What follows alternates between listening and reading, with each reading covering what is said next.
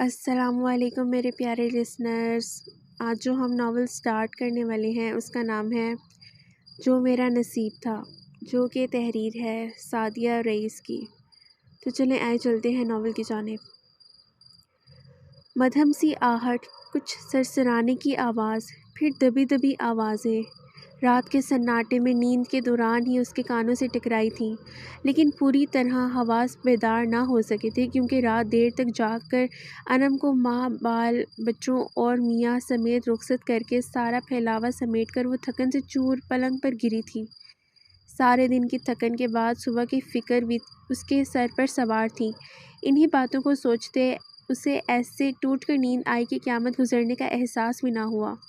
وہ تو جب اماں کے بین سنے اور واضح شور کی آواز ہوئی تو وہ چونک کر اٹھ بیٹھی، اور تب اسے معلوم ہوا کہ یہاں تو قیامت گزر چکی ہے۔ 4 ڈاکوؤں نے مل کر سارے گھر کا صفایا کر دیا اور ساتھ میں انجم کا جہیز بھی ہاتھ سے گیا۔ واردات کے بعد ڈاکو اطمینان سے فرار ہو گئے۔ ان کے سامنے تو اماں کو سختہ سا رہا، مگر ان کے جانے کے بعد اماں کی دہائیوں نے قبر کے مردوں تک کو جگا ڈالا۔ ارے انجم کے جہیز کا سارا زیور، میرے کانوں کی پتہ بالیاں کانوں سے اتروا لیں، میرے خدا بخشے، وہ تو اماں کی واحد بچی کچی نشانی تھی میرے پاس، تمہارے ابا کے لیے ہوئے پرائز بانڈ، اور کیا کیا بتاؤں۔ وہ یکدم رونے لگیں۔ نامراد لاؤنج سے ٹی وی اور نثار کا کمپیوٹر تک اٹھا کر لے گئے۔ ابا نے گہرا سانس بھرتے ہوئے رنجیدہ نظروں سے ان خالی جگہوں کو دیکھا۔ پھر وہ سب اماں کو سنبھالنے میں لگ گئے۔ ایک افراتفری مچ گئی اور اعتزاز صاحب سر جھکائے کسی گہری سوچ میں ڈوب گئے۔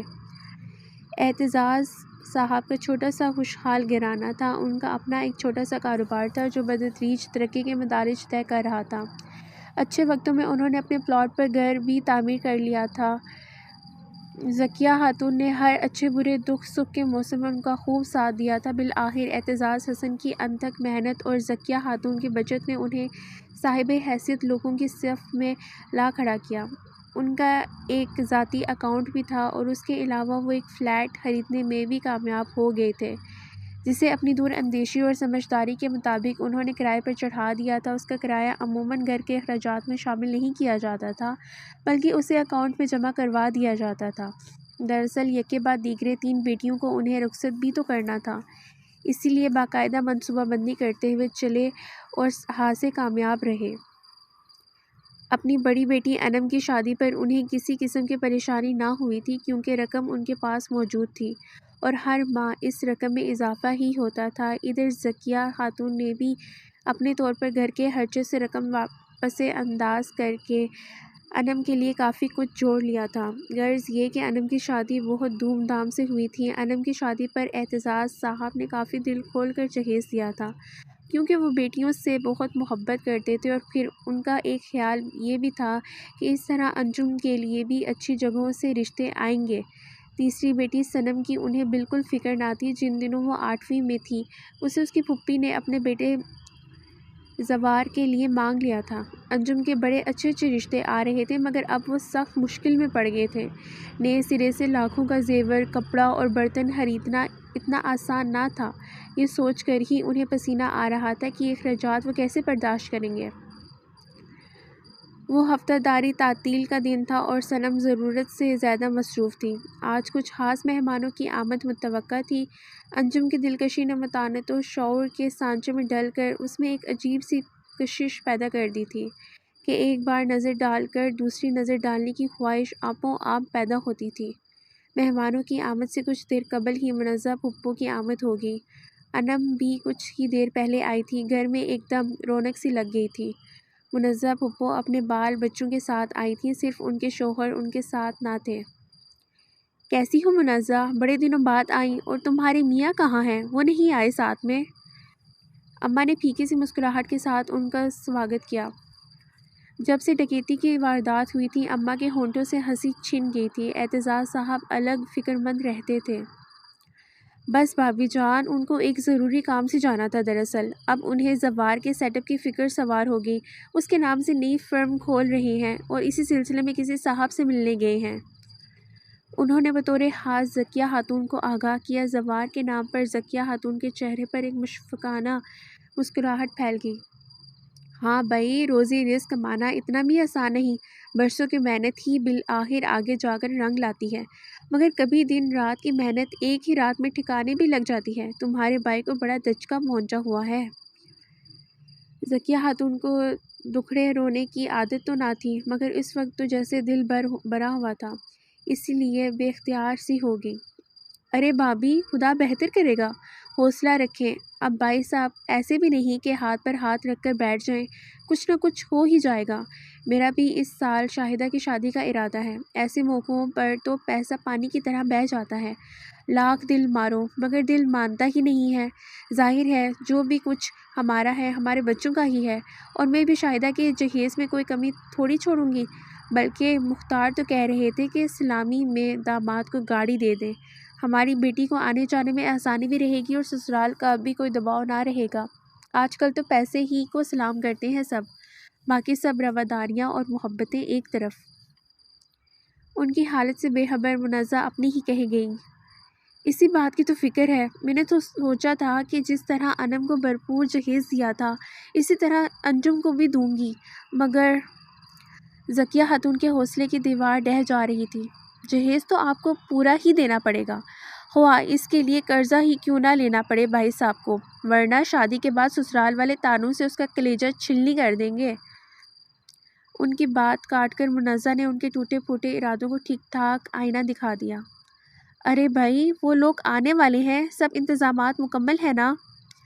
اعتزاز حسن نے اسی وقت مداخلت کی اور ذکیہ خاتون کو منزہ کی باتوں پر زیادہ غور کرنے کا موقع نہ ملا۔ ہاں جی، سب تیار ہیں۔ میری بچی صنم صبح سے ایک ٹانگ پر کھڑی ہے، اسی لیے اس نے ڈرائنگ روم کا دروازہ بند کر رکھا ہے۔ ان کے لہجے میں صنم کے لیے ممتا جھلک رہی تھی اور منزہ کے چہرے پر ہونے والی بہو کے ذکر سے اشتیاق کے رنگ پھیل گئے۔ یہ صنم ہے کہاں؟ اب تک نظر نہیں آ رہی۔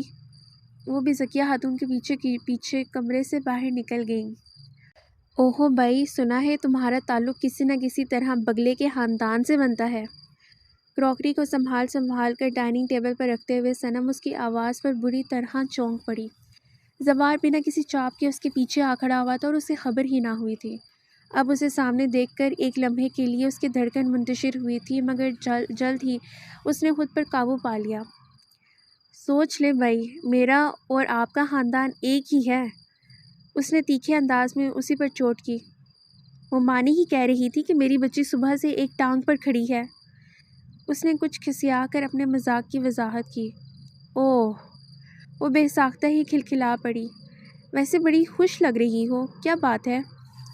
وہ کرسی گھسیٹ کر وہیں بیٹھ گیا۔ میں تو خوش ہی رہتی ہوں، آپ کو اب نظر آیا تو میرا کیا قصور؟ وہ بدستور شگفتگی سے بولی، اس کی آمد سے بے وجہ ہی مسکراہٹ لبوں پر آ جاتی تھی۔ لڑکی، تم میں تو ذرا بھی شرم و حیا نہیں، سسرال والے تو تمہارے بھی آئے ہوئے ہیں، کچھ تو شرم کر لو۔ زوار نے اسے شرمندہ کرنے کی آخری کوشش کی۔ او مسٹر لڑکے، آپ کے اندر بھی ذرا لحاظ ہے؟ یوں منہ اٹھا کر اپنے سسرال چلے آئے اور پچھلے 10 منٹ سے اوٹ پٹانگ کھانکے جا رہے ہیں۔ حاضر جوابی تو اس پر ختم تھی۔ اوفو، قیامت قریب ہے، تم پر تو کسی بات کا اثر ہی نہیں ہوتا۔ اس نے باقاعدہ کان چھوئے۔ وہ بے نیازی سے پرچ، پیالیاں اور چمٹے پلیٹیں سیٹ کرتی رہی۔ لگتا ہے کہ تم بالکل ہی رومان پروف ہو، کافی محنت کرنی پڑے گی تم پر۔ اچانک ہی اس کے بالکل قریب آ کر وہ ہولے سے اس کے کان میں بولا۔ دھنک کے کئی رنگ صنم کے چہرے پر لہرائے اور گڑگڑاہٹ میں ہاتھ سے کانچ کی پلیٹ چھوٹتے چھوٹتے بجی۔ اگرچہ کہ اس نے خود پر قابو پانے کی بہت کوششیں کی مگر ناکام رہی۔ ونڈرفل، جو دیکھنا تھا وہ تو دیکھ لیا میں نے۔ اسے چڑھا کر وہ فوراً باہر نکل گیا۔ اف، یہ زوار دن بدن کتنا بے باک ہوتا جا رہا ہے۔ اس کے کانوں کی لویں سرخ پڑی تھیں۔ وہ دیر تک وہیں کرسی پر بیٹھی اپنے دل کو سنبھالتی رہی۔ انجم کا رشتہ طے کر دیا گیا تھا کیونکہ رشتہ بہت معقول تھا۔ فی الحال سب سے بڑا مسئلہ جہیز کا بندوبست اور شادی کا انتظام کرنا تھا۔ اعتزاز صاحب کا بزنس اس قابل نہ تھا کہ اس میں سے یکشم رقم نکالی جائے۔ اکاؤنٹ میں جو پیسے تھے وہ رسومات، کھانوں اور لین دین میں ہی پورے ہو رہے تھے۔ زیور، کپڑا اور فرنیچر کے لیے تاحال کوئی مناسب انتظام نہ ہوا تھا، اور اعتزاز صاحب نے نہ صرف لڑکے والوں کو ہاں کر دی تھی بلکہ اگلے 2 ماہ بعد کی تاریخ بھی دے دی تھی۔ یہ آپ بنا سوچے سمجھے کیا کرتے چلے جا رہے ہیں؟ ابھی تو ہمارے ہاتھ بالکل خالی ہیں، بینک میں بھی اتنا پیسہ نہیں ہے۔ آپ کو کم سے کم سال بھر تک کی مہلت لینی چاہیے تھی ان لوگوں سے۔ ذکیہ خاتون کو اختلاج ہونے لگا۔ یہاں پل کا کوئی بھروسہ نہیں اور تم سال بھر کی بات کر رہی ہو؟ کس سے خبر ہے کہ آنے والا وقت کیسا ہوگا؟ دیکھتی نہیں کہ سوچا تھا کیا اور ہو گیا کیا؟ جتنی بے فکری اور فراغت تھی اب اس سے دگنی پریشانی ہو گئی ہے۔ اس چکر میں بیٹیوں کو گھر بٹھا کر بوڑھا تو نہیں کر سکتا نا؟ اعتزاز حسن کی آواز میں برسوں کی تھکن سمیٹ آئی تھی۔ ارے بلا وجہ ہی خواہ مخواہ میں کیوں الٹا سیدھا سوچ کر آپ ہلکان ہو رہے ہیں؟ حوصلہ رکھیں، سبب بنانے والا تو اللہ ہی ہے۔ میں تو اس لیے مہلت لینے کی بات کر رہی تھی تاکہ آپ کے اوپر ایک دم سے بوجھ نہ پڑے اور جلدی میں کہیں ایسا نہ ہو کہ انجم کی حق تلفی ہو جائے۔ انہیں حوصلہ دیتے دیتے وہ یکدم خود بھی نڈھال سی ہو گئی تھی۔ تم نے ساتھ دیا تو میں اتنا آگے تک چلا بھی گیا، مگر اب تو ایسا لگتا ہے کہ واپسی کا سفر شروع ہو گیا ہے۔ اس لیے چاہتا ہوں کہ جلد سے جلد ان لوگوں کے فرض سے فارغ ہو جاؤں۔ نثار اور سردار تو لڑکے ہیں، جیسے تیسے کچھ نہ کچھ کر ہی لیں گے اپنے لیے، مگر یہ جو بیٹیاں ہیں نا، یہ بابل کے آنگن کی چڑیاں ہوتی ہیں۔ ان کے لیے احساسات بھی ہمیشہ نازک سے ہی ہو جاتے ہیں، کیونکہ خود بھی بہت نازک ہو جاتی ہیں، ذرا سی کانچ سے پگھل جاتی ہیں۔ اور تم فکر نہ کرو، انجم کی کوئی حق تلفی نہ ہوگی، سب کچھ اچھا ہی ہوگا۔ خدا آپ کو سلامت رکھے اور بچیوں کا نصیب اچھا کرے۔ ذکیہ خاتون کی آنکھیں نم ہو گئیں۔ اچھی پریشانی ہے، ایک تو یہاں شادی کی کار مچ گئی ہے، اتنی جلدی میں سب کچھ کرنا پڑ رہا ہے، اور اس گاڑی کو بھی ابھی خراب ہونا تھا۔ پچھلے دنوں کی مسلسل بھاگ دوڑ سے ذکیہ خاتون کو اچھی خاصی تھکن ہو گئی تھی، اس لیے جھلا کر ان کے منہ سے شکوہ پھسل ہی گیا۔ تم مجھے پہلے بتا دیتی تو میں گاڑی کو مستری سے جلد ہی صحیح کروا لیتا۔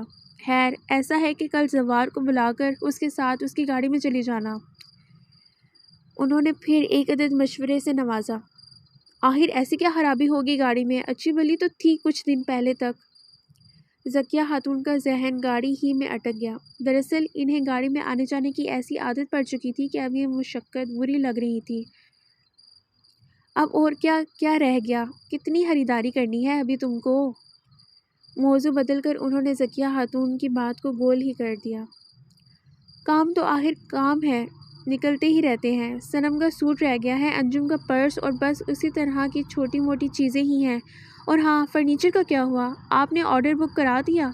ایک ساتھ کئی دوسرے خیال ان کے ذہن میں سرد سے آئے اور وہ پچھلی بات کو بالکل ہی بھول گئی۔ فرنیچر پلائی ہی کا بنوایا ہے، جیسا انجم کو دیا تھا ویسا ہی۔ اعتزاز حسن کی بات ابھی پوری بھی نہ ہوئی تھی کہ ایک دوسرا خیال ذکیہ خاتون کے ذہن میں سرسرایا۔ اور زیور، اس کا کیا ہوگا؟ پریشانی ان کے چہرے سے آیا تھی۔ زیور تم میرے ساتھ خود چل کر پسند کر لینا۔ اعتزاز حسن کی بات پر انہوں نے کچھ چونک کر انہیں دیکھا۔ بس تو کل پھر یہ لوگ زوار کے ساتھ جا کر اپنی میچنگ چوڑیاں اور سینڈل لے لیں گی اور میں آپ کے ساتھ جولر کے ہاں چلی جاؤں گی۔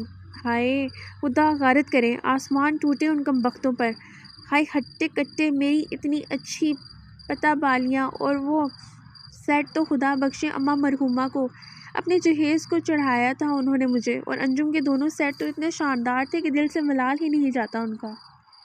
یکدم انہیں پرانی یاد ستانے لگی تو سارے زخم ہرے ہو گئے۔ اچھا چاہو تو اپنے لیے بھی کچھ لے لینا، اب اس طرح ہاتھ سے نکلی چیز کا غم نہ کرو، دیکھو نقصان صرف جان کا ہوا کرتا ہے، شکر کرو کہ جانیں سلامت رہیں سب کی۔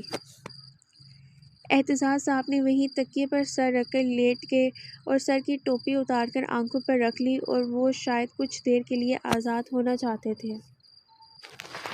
اگلے روز اعتزاز حسن کی ہدایت پر زوار اپنی خدمات پیش کرنے کے لیے حاضر ہو گیا۔ اس زوار کے بڑے مزے ہیں، کیسے فلمی ہیروز کی طرح صنم کے گرد منڈلاتا رہتا ہے۔ انم نے اس کے انداز دیکھ کر فوراً ہی تبصرہ کیا۔ ایسا کرتے ہیں کہ آج صنم کو گھر پر ہی چھوڑ جاتے ہیں، موصوف ٹاپتے ہی رہ جائیں گے۔ انجم کو شرارت سوچی۔ جی نہیں، مجھے اپنی پسند سے اپنا سوٹ خریدنا ہے۔ صنم نے فوراً ہی دونوں کی بات رد کر دی۔ اوہو بھائی، یہاں بھی کچھ کم آگ نہیں لگی ہوئی؟ انجم بھی اسے چھیڑنے لگی۔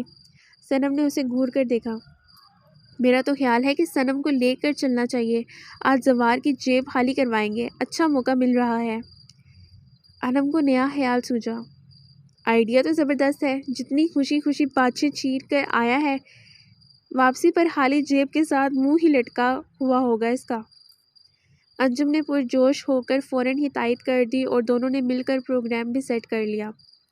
مگر دونوں کی حسرت دل میں ہی رہ گئی۔ زوار ان دونوں کو شاپنگ آرکیٹ میں چھوڑ بہانے سے صنم کو لے کر ایسا غائب ہوا کہ گھنٹہ بھر بعد ہی دونوں واپس لوٹے۔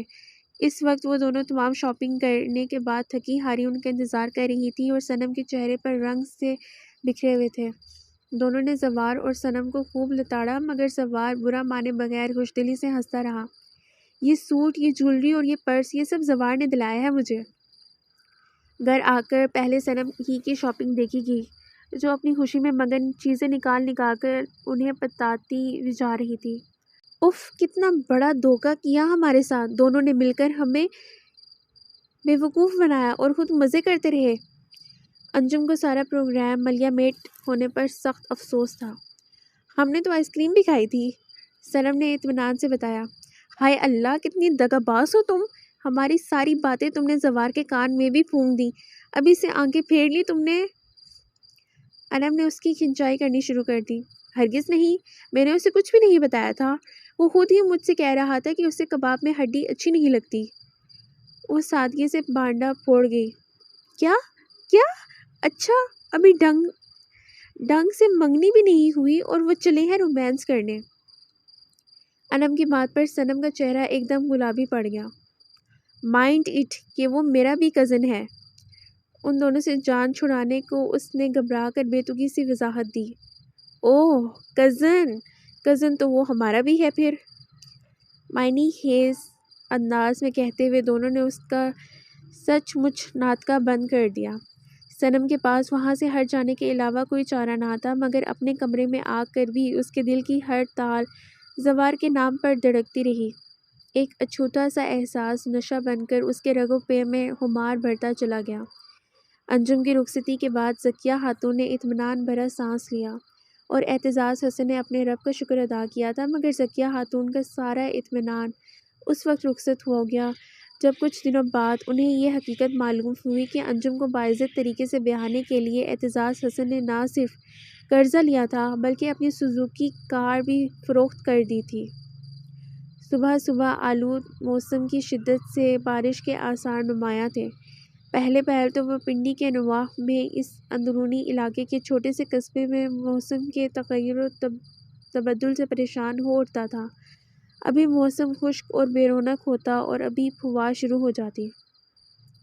اسے اس کی کمپنی کی طرف سے غیر معینہ مدت کے لیے عارضی طور پر اس علاقے میں موجود کمپنی کی ایک ذیلی شاخ کے کھاتے درست کرنے کے لیے بھیجا گیا تھا اور رہائش کے لیے یہ ریسٹ ہاؤس کمپنی کا فراہم کردہ تھا۔ اسے اچھی طرح یاد تھا کہ جب کمپنی نے اسے یہاں بیچنے کا فیصلہ کیا تھا تو اماں جی تڑپ اٹھی تھیں۔ وہ اسے اکیلے بیچنے پر بالکل بھی رضامند نہ تھیں۔ ارے پیاری اماں، کیوں فکر مند ہو رہی ہیں؟ بھلا میں کوئی لڑکی تھوڑی ہوں جو آپ یوں میرے لیے پریشان ہو رہی ہیں؟ اس نے ہر چند انہیں تسلی دینے کی کوشش کی مگر بے سود رہا۔ اونگی بونگی بولنے سے مطلب ہے بس۔ ارے بھائی، لڑکے اور لڑکی کی کیا بات، میرے لیے تو تم اور نومیہ بالکل ایک برابر ہو، دونوں کے لیے ایک سی فکر رہتی ہے مجھ کو۔ اور بیٹے جب جوان ہو جائیں تو ویسے بھی مائیں زیادہ محتاط اور چوکنی ہو جاتی ہیں، اور ابھی تو تم چھڑے چھانٹ ہو۔ وہاں ویرانے میں بہت پچھل پیریاں ہوتی ہیں جو جان کو لٹک جاتی ہیں۔ انہوں نے اصل خدشہ بیان کر ہی دیا۔ نو پرابلم اماں جی، میں آیت الکرسی پڑھ کر حصار کر لوں گا، اور ویسے بھی اصل حفاظت تو اللہ ہی کی ہوتی ہے، آپ وہاں پریشان ہو رہی ہیں۔ اس نے انہیں مطمئن کرنے کے لیے دلاسا دیا۔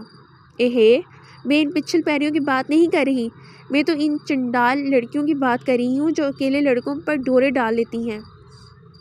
اماں جی نے سادگی سے اپنی اصل فکر کی وضاحت کی۔ یکدم نومیہ کے حلق سے قہقہے کا فوارہ سا ابلا۔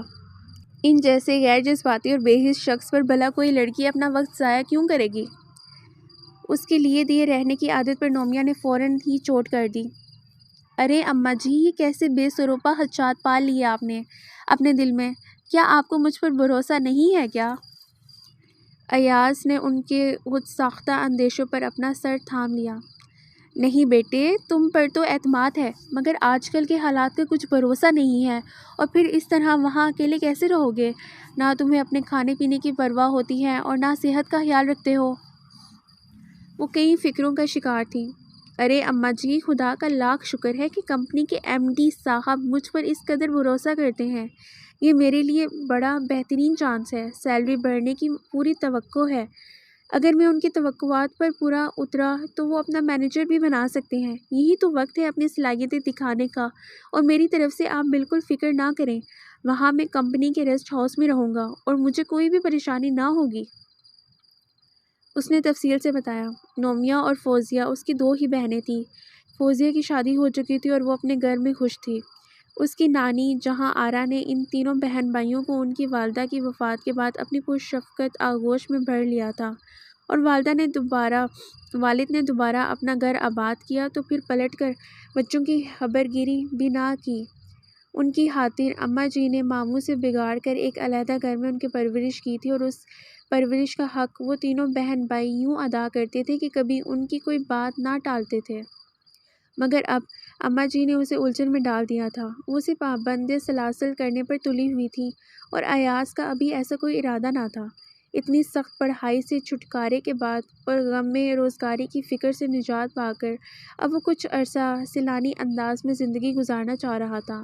بادشاہت والی زندگی گزر رہی تھی، خرچے کی پرواہ نہ تھی، اور عام معمول سے ہٹ کر یہاں اس پرسکون علاقے میں وقت گزارنا اس کے لیے کسی ایڈونچر سے کم نہ تھا۔ کمپنی کی طرف سے اسے رہائش بھی ملی ہوئی تھی اور دیگر سہولیات بھی۔ اس کا ایک اسسٹنٹ عابد بھی ان کے ہمراہ یہاں تھا، اور ریسٹ ہاؤس اس کے نگراں تھا۔ اس کا ہر طرح سے خیال رکھا کرتے تھے وہ سب۔ وہ ہر طرح سے یہاں آرام سے تھا۔ صرف گھر سے دوری ہو گئی تھی جیسے وہ اتنا زیادہ نہ لے رہا تھا، مگر اماں جی اس کی دوری سہ نہ پا رہی تھیں۔ وہ فی الفور اس کی واپسی کی خواہاں تھیں، پھر جلد سے جلد ایک سے دو بھی کرنے کی فکر میں تھیں، مگر اماں جی کے شدید اصرار کے سامنے وہ خود کو بے دست و پا محسوس کرنے لگتا تھا۔ سفر لمبا تھا، آنا جانا اتنا آسان بھی نہ تھا، مگر اماں جی کا حکم سر آنکھوں پر۔ وہ بامشکل 4 دن کی چھٹی لے کر گھر پہنچا تھا۔ چونکہ بغیر اطلاع کے آیا تھا، اس لیے بنا چاپ ہی اندر داخل ہو گیا۔ حسب معمول دروازے پر لوہے کا کنڈا چڑھا ہوا تھا، جسے اس نے بآسانی کھول لیا۔ سفری بیگ ہاتھ میں تھامے وہ دبے قدموں اندر چلا آیا، اور لوہے کی اسٹائلش سی کرسی پر بیٹھ کر اطمینان سے پاس رکھے پیڈسٹل فین کو کھول کر ہوا کھانے لگا۔ اماں جی اس کی طرف سے پشت کیے آنگن عبور کر کے دوسرے کنارے مرغی کے پنجرے سے اپنی دیسی مرغی کے نایاب انڈے اٹھا رہی تھیں۔ نومیہ کے رنگین کپڑوں کی جھلک کچن میں نظر آ رہی تھی۔ وہ ٹانگیں دراز کر کے خود کرسی کی پشت کے سہارے نیم دراز سا ہو گیا۔ 5 منٹ گزر چکے تھے اور ان دونوں کو اس کی آمد کی مطلق خبر نہ ہوئی تھی، اور اب اس کے صبر کا پیمانہ لبریز ہونے لگا تھا۔ اس نے ہلکے سروں میں سیٹی کی آواز نکالی، اور توقع کے مطابق 4 انڈوں کو سنبھالتی لشتم پشتم ہامتی کامتی ہوئی اماں جی بری طرح چونکیں۔ عین اسی وقت ان کا پاؤں پلٹا، اور توجہ بچنے پر ہاتھ میں تھمی ان کی قیمتی متاع، وہ چاروں انڈے زمین بوس ہو کر ٹکڑے ٹکڑے ہو گئے۔ ساتھ میں ان کا دل بھی ٹکڑے ٹکڑے ہو گیا۔ ہائے بیڑا غرق! کس کی بدنظر کھا گئی میری مرغی کے انڈے؟ انڈوں کا غم سیٹی کی شوخ آواز پر حاوی ہو گیا۔ سارے انڈوں کا ستیہ ناس ہو گیا۔ اچھے بھلے گنتی کر کے جمع کر رہی تھی، اب پورے 1 درجن انڈے ہونے والے تھے۔ میرا شہزادہ آتا تو انڈوں کا حلوہ بناتی اس کے لیے۔ وہ صدمے سے کلیجہ پکڑے بڑبڑانے لگی۔ معان سیٹی کی تیز آواز پر وہ بری طرح چونکیں۔ نگاہ آواز کی سمت گئی تو اپنی کمزور نظر پہ یقین نہ آیا۔ ہاتھوں کا چھجا سا بنا کر آنکھوں کے سامنے کیا اور انہوں نے برآمدے میں بغور دیکھا اور وہاں موجود جانا پہچانا سا وجود دیکھ کر خوشی کے مارے وہ چلا ہی پڑی، ارے میرا پتر، میری ٹھنڈک، ارے میرا ایاز آیا ہے، ارے! مارے خوشی کے ان کی آواز میں مزید لرزاہٹ پیدا ہوگی۔ وہ اپنے بوڑھے حمیدہ وجود کو گھسیٹتی ہوئی تیزی سے اس کی طرف بڑھی، مگر ان سے پہلے ہی وہ ان کے پاس خود چلا آیا اور ان کے نورانی سے ملائم مشفق وجود کو اپنے مضبوط بازوؤں کے گھیرے میں بھر لیا۔ توبہ، کتنا ستایا ہے تم نے، کتنا تڑپایا ہے مجھ بوڑھی جان کو، بس میں نے کہہ دیا کہ کہیں نہیں جانا۔ نہیں۔ آنسو ان کی جھریوں میں بہنے لگے۔ ارے اماں جی، ابھی تو میں نے سٹارٹ لیا ہے، میرے مستقبل کا سوال ہے اماں جی۔ ان کی اس محبت کے آگے وہ ہمیشہ خود کو بے بس محسوس کرتا تھا۔ بس بیٹا، اب تو جانے کا وقت قریب آتا جا رہا ہے۔ میں چاہتی ہوں کہ جلد از جلد تمہارے اور نومیہ کے فرض سے بھی فارغ ہو جاؤں۔ ان کے لہجے میں مایوسی چھا گئی۔ نومیہ جو کچن سے کھلکھلاتی چہکتی ہوئی آئی تھی، اماں جی کی باتوں پر ایک دم سنجیدہ ہو گئی۔ میری فکر چھوڑیں، پہلے آپ اس ککڑی کی بیل کی فکر کریں جو دن بدن بڑھتی ہی جا رہی ہے۔ نومیہ کے لمبے قد کو دیکھتے ہوئے اس نے فوراً ہی چوٹ کی تھی۔ واہ، اپنی آئی دوسروں پر گنوائی، بلا وجہ مجھے کیوں گھسیٹ رہے ہیں؟ ویسے بھی گیدڑ کی جب شامت آتی ہے تو شہر کا رخ کرتا ہے، اب تو آپ اپنی خیریت منائیں۔ نومیہ نے فوراً ہی اسے جتایا۔ ادھر آؤ، یہ دیکھو میں نے تمہارے واسطے یہ کمرہ چنا ہے، اب اس پر چونا سفیدی بھی کرواؤں گی۔ وہ تو بس اپنی ہی دھن میں، اپنے ہی خواب کی لگن میں ڈوبی ہوئی تھی۔ اماں جی، اب چونا سفیدی کہاں، اب تو ایک سے ایک پینٹ ہوتا ہے۔ نومیہ نے فوراً ہی اپنی معلومات جھاڑی۔ ہاں وہی، اب جو بھی سمجھ لو۔ اور ہاں، فوزیہ کے ساتھ مل کر کمرے کی ترتیب اور آرائش وغیرہ بھی طے کر لینا، بعد میں آہستہ آہستہ سب ہوتا رہے گا۔ اماں جی کو تو بس ایک ہی دھن تھی۔ ایاز نے پینٹ کی دونوں جیبوں میں ہاتھ ڈال کر ٹھنڈا سا سانس بھرا اور جسم کو ڈھیلا چھوڑ دیا۔ اب مرغا بننے کے لیے تیار ہو جائے جناب۔ نومیہ بڑی مستقل مزاجی سے اماں جی کا ساتھ دیے جا رہی تھی۔ ارے بس، الٹی سیدھی بولنے سے مطلب ہے تم کو، میرا ایاز تو دلہا بن کر اتنا سوہنا لگے گا۔ یوں لگ رہا تھا کہ جیسے ایاز کی بات طے ہو چکی ہو۔ یہ دیکھو، یہ چاندی کی پائل ہے، کتنی نفیس اور خوبصورت لگ رہی ہے، یہ میں نے بطور خاص تمہاری دلہن کے واسطے احتیاط سے رکھی ہوئی ہے۔ وہ جیسے ایک عالم میں خواب میں تھی۔ زیورات کی چھوٹی سی صندوقچی سے انہوں نے کئی ایک چیزیں نکال کر پلنگ کی چادر پر رکھ دیں اور اپنے اس شوق میں وہ ایاز کے کھانے پینے کی فکر بھی بھول گئیں۔ ایاز کی سمجھ میں نہیں آ رہا تھا کہ آخر ان پر اتنی شدت سے یہ خواہش کیوں سوار ہو گئی۔ ارے، آپ کو کچھ کھانا پینا بھی ہے یا نہیں؟ اچانک نومیہ ہی کو خیال آیا تھا۔ راستے میں سینڈوچ لے لیے تھے میں نے، ابھی رہنے دو۔ اماں جی کی مستقل تکرار سے ایاز کی تو بھوک پیاس ہی اڑ گئی تھی۔ کیسی مت ماری گئی ہے میری، بچے کو سوکھے منہ ہی بٹھا رکھا ہے۔ وہ ساری باتیں بھلا کر ایک دم اس کے تواضع کے لیے چوکس ہو گئیں۔ دیکھو، میری الماری سے بادام کا حلوہ لیتی آنا، کیسا دبلا ہو کر آیا ہے وہاں سے، جب کوئی دیکھنے بالنے ہی کو نہ ہوگا تو یہی حشر ہوگا نا۔ ان کی ہر بات کی تان اسی پر ٹوٹتی تھی۔ جاؤ نومیہ، پہلے بھائی کے لیے کھانا گرم کر دو، پتہ ہوتا تو میں پالک قیمہ پکوا لیتی، مگر اب تو ماش کی دال ہی پکی ہوئی ہے، ذرا چھینٹا ڈال کر گرم کر لینا، فریج کی ٹھنڈک میں وہ اور بھی اکڑ جاتی ہے۔ انہوں نے روانی سے اسے ہدایات جاری کر دیں۔ اماں جی، اتنا عرصہ ہو گیا آپ کے ساتھ رہتے ہوئے، مجھے معلوم ہے کہ ماش کی دال کو چھینٹا ڈال کر ہی گرم کیا جاتا ہے، ورنہ اس کے بجائے اس کی راج دلارے اکڑ جاتے ہیں۔ نومیہ کہہ کر تیزی سے پلٹ گئی۔ ارے بچی، نومیہ، میں تو بالکل ہی بھول گئی، وہاں فرش پر میرے ہاتھ سے انڈے چھوٹ کر گر گئے تھے، پہلے وہ صاف کرو ورنہ ابھی کچی زردی اور سفیدی کی بساط پھوٹنے لگے گی۔ اور نومیہ سر ہلاتے ہوئے آگے بڑھ گئی۔ اسی شام فوزیہ بھی ماں بال بچوں کے ساتھ آ گئی۔ اس کی آمد پر رونق دوبالا ہو گئی۔ یہ لے بھائی، یہ سب آپ کی حسب فرمائش۔ اس نے بیگ کھول کر سارا سامان اماں جی کے آگے ڈھیر لگا دیا۔ ارے یہ کیا لے آئے تم؟ یہ کڑھائی والے سوٹ، ملتانی اور کشمیری کڑھائی کے دوپٹے، گرم شالیں، سویٹر اور شافیاں بھی ہیں۔ اماں جی نے بولنے کے ساتھ ساتھ سارے سامان کو کھنگال ڈالا اور اسی وقت تقسیم بھی شروع کر دی۔ اچھا، ایک ایک سوٹ اور سویٹر تو نومیہ اور فوزیہ کو دے دو، یہ سفید دوپٹہ میں لے لیتی ہوں، اور بچوں میں ٹافیاں بانٹ دو برابر سے۔ انہوں نے ہاتھ کے ہاتھ سب کو نپٹایا اور باقی سامان واپس بیگ میں رکھ دیا۔ مگر اماں جی، یہ ابھی ڈھیر سا سامان بچا ہے، اس کا کیا ہوگا؟ ان کی اس ادھوری سی تقسیم پر ایاز نے فوراً ہی انہیں احساس دلایا۔ ارے میرے چندا، یہ سب تمہاری دلہن کے لیے ہی تو منگوایا ہے میں نے، لو بھائی، فوزیہ اسے ایاز کی بری کے کپڑوں میں سنبھال کر رکھ دو۔ ایاز سٹپٹا سا گیا، اور ہاں فوزیہ بیٹی، ناک کی نتھ کا کیا بنا؟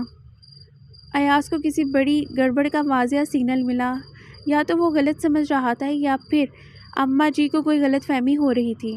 اسے تو 2 دن بعد روانہ ہو جانا تھا۔ اس نے نومیہ کی طرف مدد طلب نظروں سے دیکھا۔ اماں جی، نتھ، ٹیکے، چوڑیاں اور کپڑے کی تو بات ہو رہی ہے، لیکن دلہن کا کچھ اتا پتہ ہی نہیں۔ نومیہ نے اس کی طرف سے وکالت شروع کر دی۔ دلہن ہی بھی مل جائے گی، ڈھونڈنے سے تو خدا بھی مل جاتا ہے، اور لڑکیوں کا کیا ہے، لڑکیاں تو بہت ہیں، اور ہمیں کون سا موتی لال چڑی لڑکی چاہیے، بس ایسی ہو کہ ہم میں رچ بس جائے، ہمارے جیسی ہو، سادہ اور مخلص سی۔ اماں جی کی بات پر ایاز نے اطمینان کا سانس لیا۔ اتنی جلدی بھلا لڑکی کا بندوبست کہاں ہو سکتا تھا؟ 2 دن بعد تو اسے کوچ کرنا تھا، مگر اس کا سارا اطمینان ایک دن بعد رخصت ہو گیا۔ کچھ ذاتی شاپنگ کے علاوہ اسے اپنے 2-4 دوستوں سے بھی ملنا تھا۔ اس کا ارادہ تو رات گئے ہی گھر میں لوٹنے کا تھا، مگر سرِ شام جب وہ خود کو خوشبوؤں میں بسا کر اپنے یار دوستوں سے ملنے کے ارادے سے گھر سے جانے لگا تو اماں جی نے اسے آواز دے کر روک لیا۔ ایاز، اس وقت کہیں مت جانا، آج عشاء میں تمہارا نکاح طے کر دیا ہے میں نے۔ وہ اس قدر اطمینان سے بولی جیسے اس کا نکاح نہیں بلکہ کوئی عام سی تقریب ہے۔ وہ بونچا رہ گیا۔ اب تک ان کی باتوں کو وہ خالی خولی باتیں ہی سمجھ کر ٹالتا رہا تھا۔ یہ نہ معلوم تھا کہ وہ سچ مچ اپنی ہی کرنے پر اتر آئی ہیں۔ یہ فاؤل ہے، بغیر دیکھے، بغیر جانے مجھے اندھے کنویں میں دھکا دیا جا رہا ہے اماں جی، میں نے آپ کو صاف منع کر دیا تھا۔ اب شور مچانے کا کوئی فائدہ نہ تھا، مگر وہ پھر بھی احتجاج کرنے لگا۔ تم سے تو جب پوچھیں گے جب سچ مچ اس کنویں کے مینڈک بن کر رہ جاؤ گے اور کسی دوسری طرف دیکھو گے بھی نہیں۔ فوزیہ نے اس کی پشت پر ایک مکہ جڑا۔ اف ظالموں، ظلم کا حساب دو۔ وہ باقاعدہ دکھائی دینے لگا۔ سوچ لو بھائی، یہ ظلم بڑا رنگین اور بڑا حسین ہے۔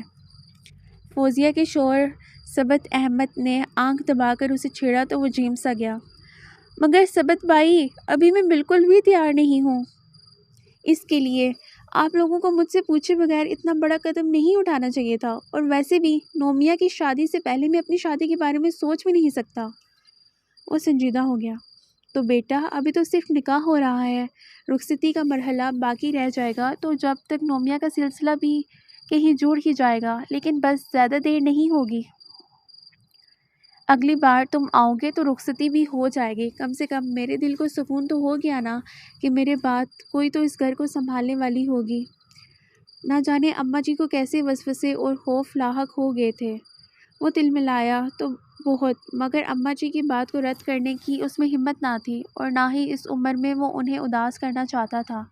ناچار اسے ماننے ہی پڑی، لیکن دل اتنا برا ہو رہا تھا کہ جب نومیہ نے اسے اس کی زندگی میں شامل ہونے والی لڑکی کی تصویر دیکھنے کے لیے دی تو ایک سرسری سی نظر اس پر ڈال کر اس نے اپنے ہاتھ میں تھمی کتاب کے اوراق میں کہیں گم کر دی۔ نکاح کا مرحلہ بخیر و خوبی انجام پایا۔ نکاح کی رسم سادگی سے ادا کی گئی۔ صرف گھر والوں اور چند ایک معززین کی موجودگی میں ایک انجانی لڑکی کو اس کے نام سے منسوب کر دیا گیا، اور وہ کچھ کر بھی نہ سکا۔ وہ بھاری کارچوپی سرخ گھونگھٹ کی آڑ میں جانے کب سے سر جھکائے بیٹھی ہوئی تھی، اور آنسوؤں کی لڑی رکتی ہی نہ تھی۔ ابھی کچھ دیر ہی قبل انم نے اسے سرخ عروسی جوڑا پہننے کو دیا تھا، اور اس نے پھٹی پھٹی ویران اور حیران آنکھوں سے دیکھا تھا۔ یہ سب کیا ہو رہا ہے انم آپی؟ آخر ایسا کیوں ہو رہا ہے؟ میرے ساتھ ہی کیوں؟ وہ دونوں ہاتھوں میں منہ چھپا کر بلک پڑی۔ میری بہنا، یہی دنیا کا رنگ ہے، حالات و واقعات اسی بات کے متقاضی ہیں، اور جو بھی ہو رہا ہے تمہارے بھلے کے لیے ہو رہا ہے۔ انم نے اس کی چمکتی پیشانی پر جڑا ٹیکا سجاتے ہوئے پیار سے سمجھایا۔ صنم کو اپنا ڈوبتا ہوا دل سنبھالنا مشکل ہو رہا تھا۔ آئینے پر نگاہ پڑی تو دلہن کا عکس جگمگاتا نظر آیا۔ اس روپ میں خزن شامل ہو کر گویا قیامت ڈھا رہا تھا۔ ہر لڑکی کی طرح اس کے من میں بھی اس روپ کے لیے ہزارہا ارمان تھے، مگر آج جب یہ روپ پایا تو سارے خواب ریزہ ریزہ ہو کر رہ گئے۔ وہ اپنی تقدیر سے شاکی تھی۔ انجم اور انم کی رخصتی بھی اسے اچھی طرح یاد تھی، مگر ایسا مذاق کسی کا بھی نہ بنا تھا۔ اس کا خواب تو کوئی اور تھا اور وہ نصیب کسی اور کا بن گئی تھی۔ ابا کو ابھی انتظار کرنا چاہیے تھا۔ ان لوگوں سے بات چیت کے بعد کوئی تو حل نکل ہی سکتا تھا۔ اسے آخر تک یہی گلہ رہا۔ جانے تم کن خوش فہمیوں میں ہو۔ یہ رشتے ناطے یوں ہی نہیں جڑتے۔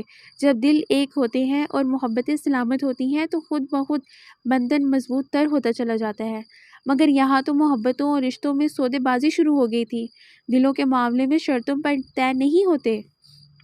انجم نے رسان سے اسے تلخ حقیقت کا آئینہ دکھایا۔ مگر یوں بھی تو کبھی نہیں ہوتا۔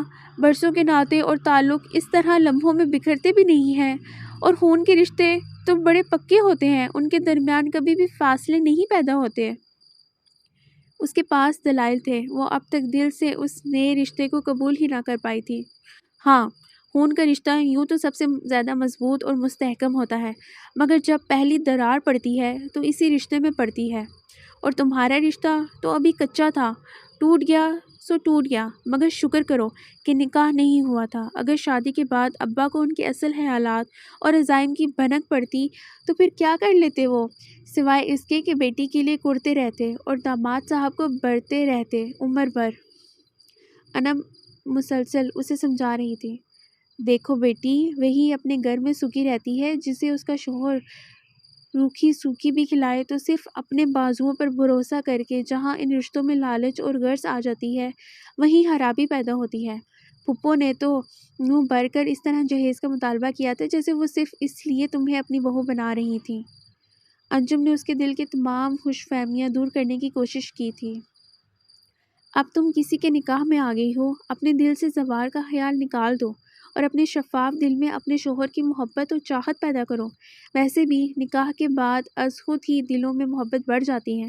مجھے امید ہے کہ تم اچھی لڑکیوں کی طرح زوار کو بھلا دو گی، اور یہی تمہارے حق میں بہتر بھی ہے۔ انم نے بڑی بہن کا حق ادا کرتے ہوئے اسے ڈھیروں ڈھیر نصیحتوں سے نوازا تھا، اور اس کے من میں اٹھتا شور آہستہ آہستہ دبی دبی سسکیوں میں ڈل گیا۔ وہ سر جھکا کر گہری سوچوں میں گم ہو گئی تھی۔ سارا قصہ انجم کی شادی کے بعد شروع ہوا تھا۔ ابھی ذکیہ خاتون نے انجم کو رخصت کر کے اطمینان بھرا سانس لیا ہی تھا کہ نیا فسانہ شروع ہو گیا تھا۔ انجم کی دعوت میں انہوں نے بطور خاص منزہ بیگم کو بھی مدعو کیا تھا۔ سرے شام ہی وہ چلی آئی تھی، ساتھ میں زوار بھی تھا۔ چلو بھابھی صاحبہ کو تو فراغت ملی، اللہ نے خیر سے 2 لڑکیوں کو نپٹا دیا، اب بسم اللہ کر کے اپنی صنم کے بارے میں سوچیں۔ انہوں نے مطلب کی بات نکالی۔ ارے بھائی، سوچنا کیسا، صنم تو اب تمہاری ہی امانت ہے، ذکیہ خاتون نے مسکرا کر کہا تھا۔ میں تو اس عید کے چاند رخصتی چاہ رہی ہوں، بس تو پھر کسی دن طے کر لیتے ہیں باقاعدہ۔ وہ تو بالکل تیار بیٹھی تھی، لیکن ابھی کچھ عرصہ تک تو میں صنم کو رخصت کرنے کے بارے میں سوچ بھی نہیں سکتا۔ خیر سے نثار برسرے روزگار ہو جائے تو پھر بات ہوگی اس بارے میں، کچھ تو سہارا ہوگا اس کا بھی۔ اعتزاز صاحب نے معقول الفاظ میں عذر تراشا۔ انجم کو بیاہنے کے بعد وہ مقروض ہو گئے تھے۔ پہلے وہ ایک قرض اتارنا چاہتے تھے۔ ارے بھائی، کیا ہو گیا آپ کو؟ اب آپ کی ایسی بھی پوزیشن نہیں ہے کہ صنم کو نہ بیاہ سکیں۔ بیٹے کو بازو بنانے کے چکر میں میرے بچوں کی خوشیوں میں خواہ مخواہ رکنا پڑے گا، اور زوار تو اب بالکل بھی نہیں مان رہا۔ ادھر موضوع کی نزاکت کا احساس کر کے صنم وہاں سے اٹھ گئی تھی۔ اب بچ کر کہاں جاؤ گی؟ اب تمہاری قید کے احکامات جاری ہونے والے ہیں۔ زوار نامعلوم کس سمت سے آیا تھا، وہ بری طرح چونک گئی۔ آپ نے تو ڈرا ہی دیا تھا۔ فطری طور پر وہ جھجک سی گئی تھی۔ اور تم نے تو مجھے تڑپا دیا، اب اور کتنا انتظار کی سولی پر لٹکاؤ گی؟ وہ بہت بے قرار ہو رہا تھا۔ میری خاطر اتنا بھی نہیں کر سکتے کیا؟ نہ جانے اس میں اس وقت اتنی جرأت کہاں سے آ گئی تھی کہ وہ اس کی آزمائش پر اتر آئی تھی۔ ایک لہجے کو زوار چپ ہو کر رہ گیا، مگر پھر بات کو مذاق میں ٹال دیا۔ ارے تمہارے لیے تو جان بھی حاضر ہے، کبھی مانگ کر تو دیکھو۔ وہ ایک ادا سے ہم ہو کر اس کے سامنے جھک گیا۔ میں ایسے کام نہیں کرتی۔ ہاں البتہ جان کی سلامتی کی دعا ضرور مانگ سکتی ہوں۔ اس کی مجنونانہ سی ادا پر بے ساختہ مسکراتے ہوئے اس نے اس کی محبت پر اپنے یقین کی مہر ثبت کی تھی۔ تم مسکراتی ہوئی بہت اچھی لگتی ہو، مسکراتی رہا کرو۔ گزرتے وقت نے ان دونوں کے درمیان بے تکلفی بھی پیدا کی تھی اور جذبوں کو مزید گرما دیا تھا۔ اس نے اس سے ہمیشہ مسکرانے کی فرمائش کی تھی، مگر آج وہی زوار اسے رلانے کا باعث بن گیا تھا۔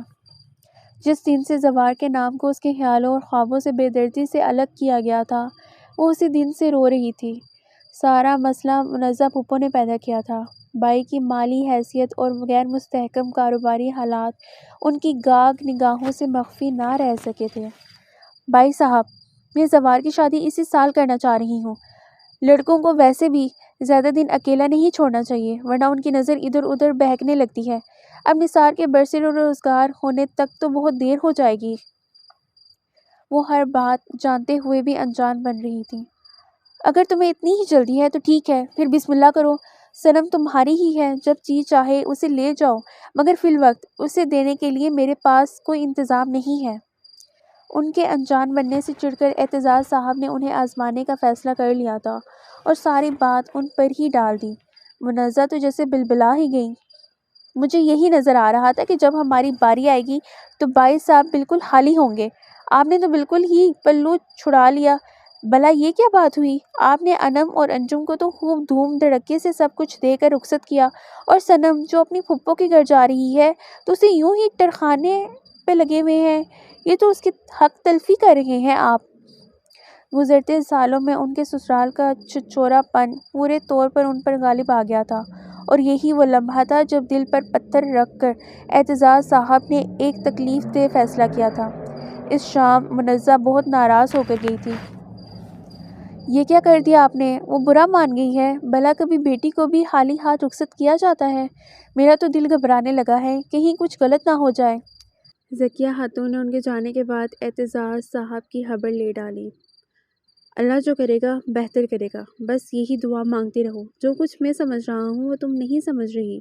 منزہ ہمیں نہ مہلت دینے پر تیار ہے اور نہ ہی یوں ہی شادی پر آمادہ ہے۔ مجھے اس کے ارادے ٹھیک نہیں لگتے۔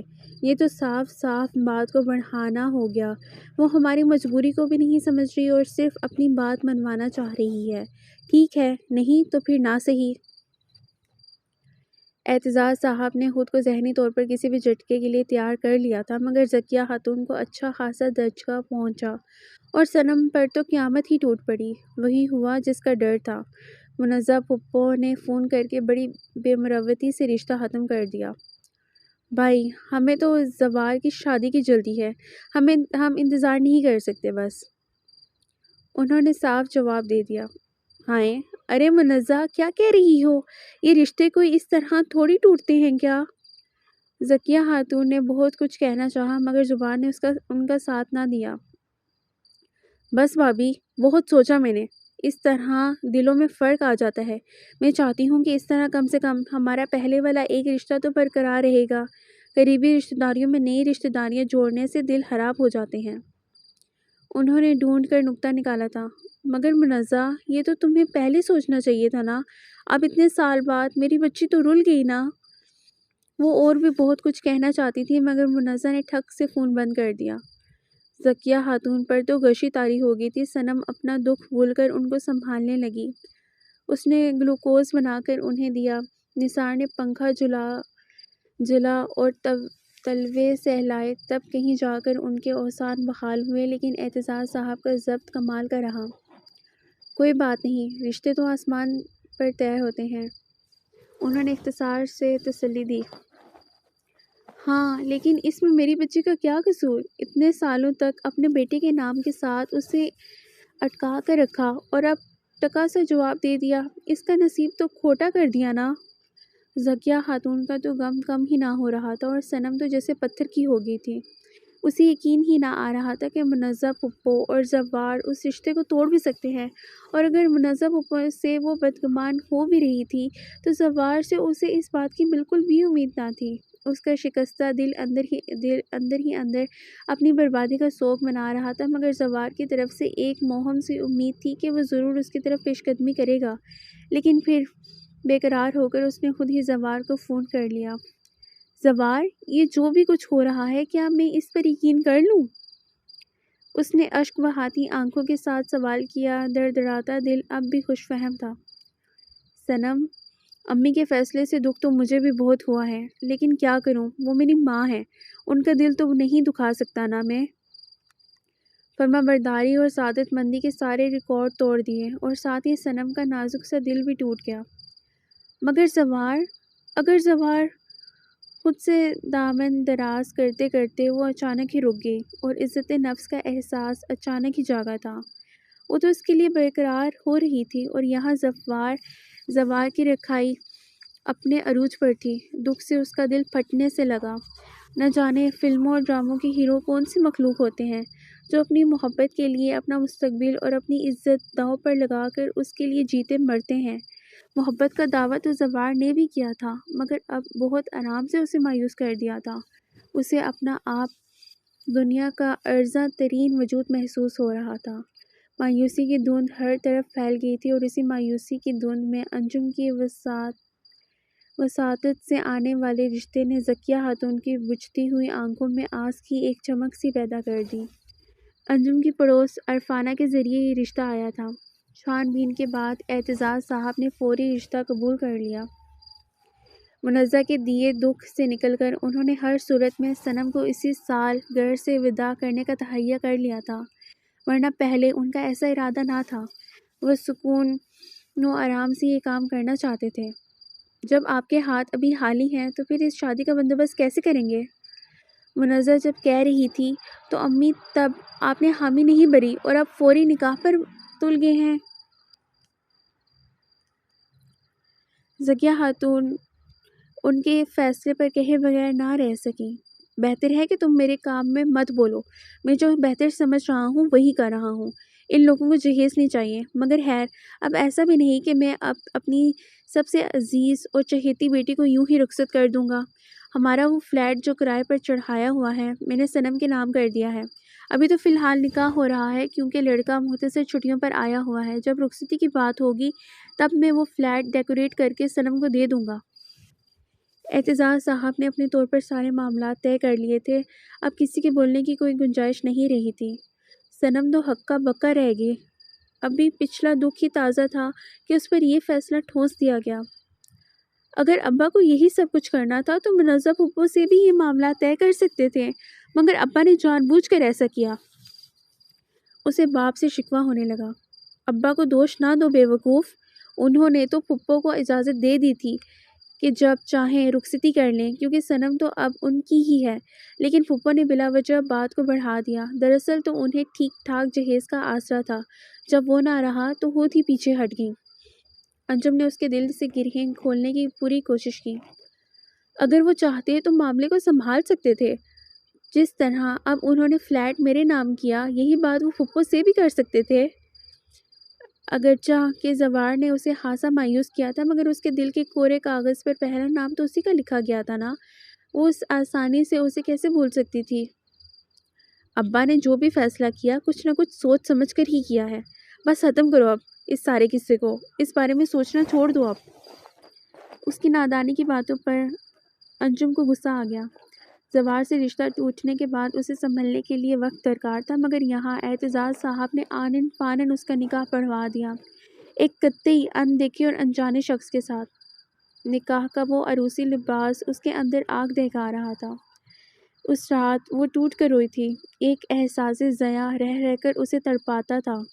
زوار کے شوخ معنی خیز فکرے، اس کی بے تابیاں اور بے قراریاں، اور پھر یوں ایک دم ہی اس سے دامن چھڑا لینا، وہ اب تک اس صدمے سے نکل نہیں پائی تھی۔ گھنٹی کی آواز پر فون اسی نے اٹھایا تھا۔ غیر متوقع طور پر زوار کی آواز سن کر وہ لمحہ بھر کے لیے گمسم سی ہو گئی تھی۔ ہیلو صنم، یہ تم ہی ہو نا؟ اس کی آواز وہ لاکھوں میں پہچان سکتا تھا۔ امی تو سو رہی ہیں، کہیے کیا کام ہے؟ ضبط کی آخری حد پر اس نے خود پر کڑے پہرے بٹھا لیے اور قطعی نارمل انداز میں بولی تھی، ارے یہ تو بڑا اچھا موقع مل گیا مجھے، صنم مجھے تم سے ایک ایکسکیوز بھی کرنا تھا یار، اس وقت مصلحت اسی میں تھی کہ خیر اسے چھوڑو، تمہیں مایوس کرتے ہوئے مت پوچھو کہ میرے اپنے دل کا کیا حال ہو رہا تھا، مگر پالیسی سے چلتا تھا اس وقت، امی کو بھی تو خوش کرنا تھا نا۔ اس نے فوراً ہی صفائیاں اور وضاحتیں دینا شروع کر دیں۔ سوری زوار، مجھے ذرا ایک ضروری کام ہے، اس لیے تم بعد میں کبھی کال کر لینا۔ جو کچھ وہ سمجھ رہی تھی وہ سننا نہیں چاہتی تھی کیونکہ اب کوئی فائدہ نہ تھا۔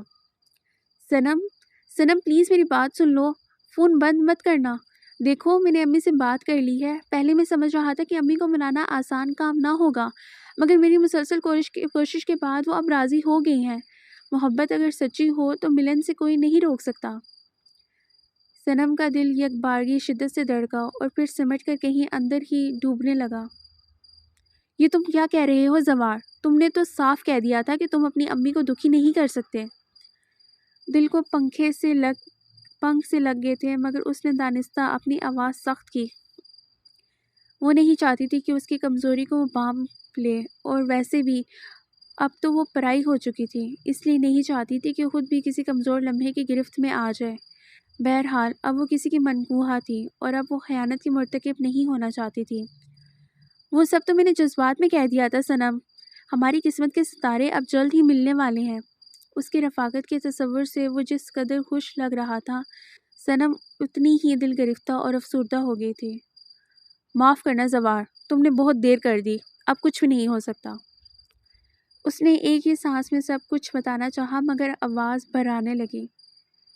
کیسی فضول باتیں کرتی ہو صنم، ابھی کوئی دیر نہیں ہوئی ہے، اب بھی کچھ نہیں بگڑا، امی فون پر ماموں سے خود بات کر لیں گی۔ وہ بالکل بے خبر تو نہ لگ رہا تھا، اس کی بلا وجہ کی ضد میں ایک عجیب سی ڈٹھائی شامل تھی۔ صنم نے اسے حقیقت بتانے کا فیصلہ کر لیا۔ سوری زوار، اب یہ ممکن نہیں، میرا نکاح ہو چکا ہے۔ دل کڑا کر کے اس نے کہہ ہی دیا۔ کیا کہہ رہی ہو صنم؟ کہہ دو کہ یہ جھوٹ ہے، کہہ دو یہ مذاق ہے۔ اس کی شکستہ آواز ریسیور سے ابھرتی ہوئی اس کے دل میں کھپ گئی۔ آنسوؤں نے تیزی سے پلکوں کی باڑھ عبور کی تھی۔ وہ ریسیور رکھ کر اپنے کمرے میں چلی آئی اور دیر تک روتی رہی۔ زوار نے اس کے زخموں کو کرید کر اسے نئے سرے سے اذیت میں مبتلا کر دیا تھا، اور پھر اسی رات منزہ پھپھو کا فون آ گیا۔ ارے بھابھی، ایسی کیا جلدی پڑ گئی تھی آپ کو؟ بھائی صاحب نے مجھے تو صاف انکار کر دیا اور خود اتنی جلدی صنم کا دوسری جگہ نکاح بھی کر دیا۔ شاباش ہے بھائی صاحب کی اس حوصلے اور جرأت پر۔ ارے صنم تو میری تھی، انہیں یہ حوصلہ کیسے ہوا کہ اس کا کہیں اور رشتہ کر دیا؟ جب وہ فلیٹ صنم کو دینا ہی تھا تو مجھ سے کہتے، میں بھی تو ان دونوں کے مستقبل اور بھلے کے لیے ہی بات صاف کرنا چاہ رہی تھی۔ وہ اپنی حفت کو درستی میں لپیٹ کر بلا وجہ ہی ان پر حاوی ہونے کی کوشش کرنے لگی۔ یہ تم کیا کہہ رہی ہو منزہ؟ انکار تو تم نے خود ہی کیا تھا، تمہاری طرف سے مایوس ہو کر ہی تمہارے بھائی نے یہ فیصلہ کیا ہے، اور ویسے بھی تم تو جانتی ہو کہ یہ انہیں ہمیشہ سے ہی خود فیصلے کرنے کی عادت ہے۔ اس بار ذکیہ خاتون چپ نہ رہ سکی اور منزہ کو صاف صاف سنا دیا۔ ارے واہ، مجھ پر خوب ڈال رہی ہیں ساری بات تو بھائی صاحب نے خود ختم کی تھی، اگر وہ جب ہی یہ واضح کر دیتے کہ صنم کو جہیز کے بجائے فلیٹ دیں گے تو یہ نوبت ہی نہ آتی۔ ان کا غصہ کم نہ ہو رہا تھا۔ ارے بھائی، یہ تو تم دونوں بہن بھائی ہی جانو، کون قصوروار ہے اور کون نہیں، مجھے کچھ نہیں معلوم۔ ذکیہ خاتون نے ان کی تابڑ توڑ باتوں سے گھبرا کر بات ختم کرنی چاہی۔ ارے واہ، تمہیں کیسے نہیں معلوم؟ میرے بھائی کی ڈور تو تمہارے ہی ہاتھ میں ہے نا، سب جانتی ہوں میں بھابھی، اگر تم چاہتی نا تو بھائی صاحب ایک بار تو مجھ سے رجوع کرنے کی کوشش ضرور کرتے، مگر تم کو تو موقع مل گیا تھا اپنا وار کرنے کا، فوراً ہی اس کا نکاح بھی کر دیا۔ منزہ آگ بگولا ہو کر نند کا روایتی کردار ادا کرنے پر اتر آئی تھی، اور ذکیہ خاتون نے گھبرا کر جلدی سے فون ہی بند کر دیا۔ واہ بھائی، یہ خوب رہی، چت بھی اپنی پٹ بھی اپنی، جب ایک قصہ ختم ہو گیا تو ختم ہی سمجھو، بلا وجہ ہی بہیے ادھیڑنا۔ وہ دیر تک بڑبڑاتی رہی اور صنم ویران نظروں سے سارا تماشا دیکھتی رہی۔ پھر زوار کا فون متواتر آنے لگا۔ ایک نیا ہی باب کھل گیا تھا۔ اس کی باتوں سے گھبرانے لگی تھی۔ وہ اپنی لچکدار باتوں سے اسے واپس اسی راستے کی طرف لوٹنے پر اکسا رہا تھا، اسے بغاوت کی ترغیب دے رہا تھا، اس مقدس اور پاکیزہ بندھن سے منحرف ہونے کے نئے نئے طریقے بتا رہا تھا۔ ہم دونوں ایک دوسرے کے لیے بنے ہیں صنم۔ ماموں نے اپنی جلد بازی سے ہم دونوں پر بڑا ظلم کیا ہے۔ اگر تم جرأت سے کام لو تو اب بھی ہمارا ملن ہو سکتا ہے۔ اس کے دل کے ٹانکے کمزور پڑ کر ادھڑنے سے لگے تھے۔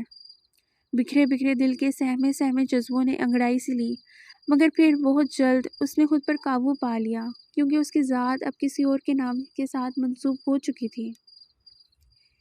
نہیں زوار، اب میرا نکاح ہو چکا ہے، اب یہ کسی طرح بھی ممکن نہیں۔ اس نے صاف انکار کر دیا۔ مگر ابھی رخصتی تو نہیں ہوئی نا، ابھی تو صرف نکاح ہوا ہے، اور نکاح ختم بھی تو ہو سکتا ہے۔ یہ بالکل ایک سیدھا سا معاملہ ہے۔ اگر وہ لڑکا تمہیں نہ چھوڑنا چاہے تو تم خود اس سے علیحدگی کا مطالبہ کر سکتی ہو، یہ کوئی اتنا بڑا مسئلہ نہیں ہے۔ وہ اس کے لیے آزمائش بنتا جا رہا تھا۔ شٹ اپ زوار، میں ایسا سوچ بھی نہیں سکتی۔ میں اپنے والدین کی عزت پر حرف آنے نہیں دوں گی، اور یاد رکھو میں ایاز کی منکوحہ ہوں، اب اس کے بارے میں ایک لفظ بھی نہیں سنوں گی۔ وہ مستقل ذہنی کرب کا شکار ہو کر ایک روز اس پر برس ہی پڑی۔ گھر میں سب ہی کو خبر ہو گئی تھی۔ صنم کے کورے جواب کے باوجود زوار کے فون آنے بند نہ ہوئے تھے۔ سارے گھر میں پریشانی کی ایک لہر سی دوڑ گئی۔ وہ بیزار سے کرسی پر بیٹھا گزشتہ حالات و واقعات پر غور کر رہا تھا۔ اماں جی کی بچکانہ ضد نے اسے ایک انچاہی زنجیر سے باندھ دیا تھا، جبکہ وہ ابھی اس کے لیے تیار بھی نہ تھا۔ جب سے اس کی واپسی ہوئی تھی وہ مستقل ڈسٹرب ہی تھا، اور ذہن کسی طرح بھی یکسوئی نہ پا رہا تھا۔ اتنی عجلت میں سب کچھ ہوا تھا کہ نہ کچھ سوچنے کا موقع ملا اور نہ جاننے کا، اور اب تنہا بیٹھ کر اس کومل سے اندیکھے وجود کو سوچے جا رہا تھا، جس سے تعلق جڑنے کے بعد وہ بس دستور مسائل کا شکار ہی رہا تھا۔ پہلے ہی اسے ذہنی طور پر قبول کرنے میں اسے خاصی دشواری ہوئی تھی، اور جب تصویر دیکھنے کے لیے دل مچلا تو سفری بیگ کھنگال کر بھی وہ مایوس ہی رہا، کیونکہ اسے یاد آ گیا تھا کہ وہ تصویر تو اس نے کتاب میں ہی رکھی تھی، اور جب متماتل دل نے اسے قبولیت کی سند دے دی تو ایک نیا ہی معاملہ شروع ہو گیا۔ ایک طرف تو اماں جی نے آتے آتے بھی اسے جلد رخصتی کر لینے کی تاکید کی تھی، اور ادھر اس کی منکوحہ کی طرف سے ملنے والے پراسرار خطوط نے اسے چکرا کر رکھ دیا۔ اس نے سوچا بھی نہیں تھا کہ کبھی حالات یہ رخ بھی اختیار کر لیں گے۔ ابھی وہ اس نئی صورتحال پر ہی سوچ رہا تھا کہ خان بابا اس کے لیے پھر ایک معمہ چٹھی لے کر حاضر ہو گئے۔ اس کی نظریں پرچے کی سطروں پر تیزی سے پھسلنے لگیں۔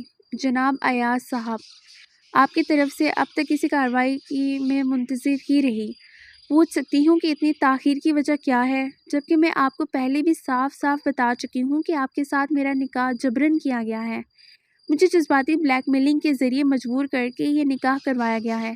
اس وقت والدین کی عزت کے خیال سے چپ رہنا پڑا، لیکن اب میں چاہتی ہوں کہ جلد سے جلد آپ اس زبردستی کے نکاح کو ختم کر دیں، کیونکہ زبردستی کے سودے کبھی کامیاب نہیں ہوتے۔ یقیناً آپ ساری عمر اجنبیوں کی سی زندگی گزارنا نہیں چاہیں گے، اس لیے جلد طلاق کے کاغذات بھجوا دیں۔ اس کا چہرہ سرخ ہو گیا۔ ضبط کے باعث اس نے جبڑے بھینچ لیے اور اپنے ہاتھوں میں موجود خط کو توڑ مروڑ کر رکھ دیا۔ کیا بات ہے صاحب، کیا کچھ پریشانی ہے؟ اس کے شدید تاثرات کو خان بابا نے فوراً ہی محسوس کر لیا۔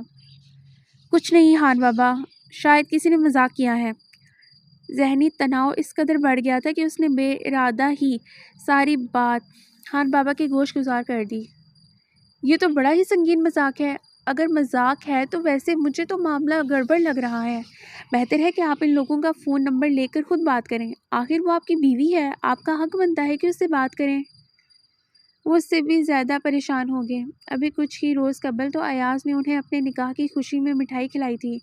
اس کا فوراً وہاں جانا بھی تو ممکن نہ تھا۔ پہلے ہی اماں جی کے اصرار پر چھٹیاں لے چکا تھا، اب مزید چھٹیوں کی گنجائش بھی نہ تھی۔ میں تو راضی ہی نہ تھا۔ یہ اماں جی ہی نے دہائی مچا رکھی تھی۔ پتہ نہیں کس مصیبت کو میرے گلے کا ہار بنا دیا۔ جانے کس کماش کی بے حیا لڑکی ہے جو اس طرح کے نازیبا خطوط لکھ کر طلاق کا مطالبہ کر رہی ہے۔ بلا شریف لڑکیوں کو زیب دیتی ہیں ایسی حرکتیں۔ وہ دیر تک بیٹھا پیچ و تاب کھاتا رہا۔ توبہ توبہ، کیا زمانہ آ گیا صاحب، بڑا شریف لڑکی کب اپنے منہ سے طلاق مانگتی ہے؟ قیامت کے آثار ظاہر ہونے شروع ہو گئے ہیں۔ وہ لڑکی تو کردار کی ٹھیک نہیں لگ رہی۔ خان بابا نے باقاعدہ توبہ استغفار کی۔ وہ گہری تشویش کا شکار ہو کر سوچ میں پڑ گیا۔ اگلے 4-5 روز اسی سوچ بچار کے نظر ہو گئے۔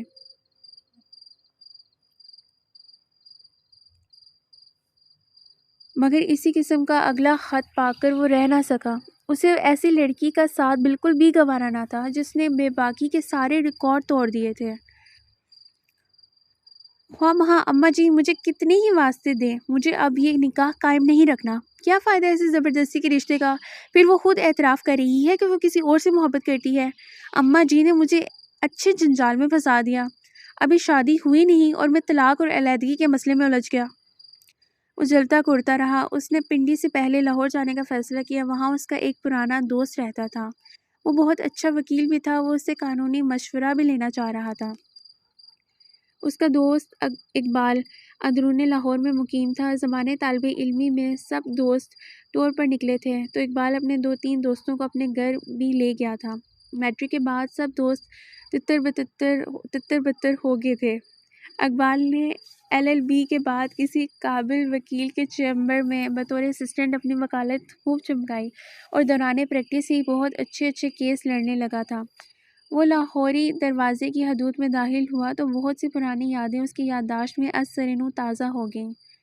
انہی پرانی یادوں کے سہارے اس نے راستے کو ڈھونڈنا شروع کر دیا۔ علاقے میں کافی تبدیلی آ چکی تھی۔ اندرون لاہور پرانے باسیوں سے تقریباً خالی ہو چکا تھا۔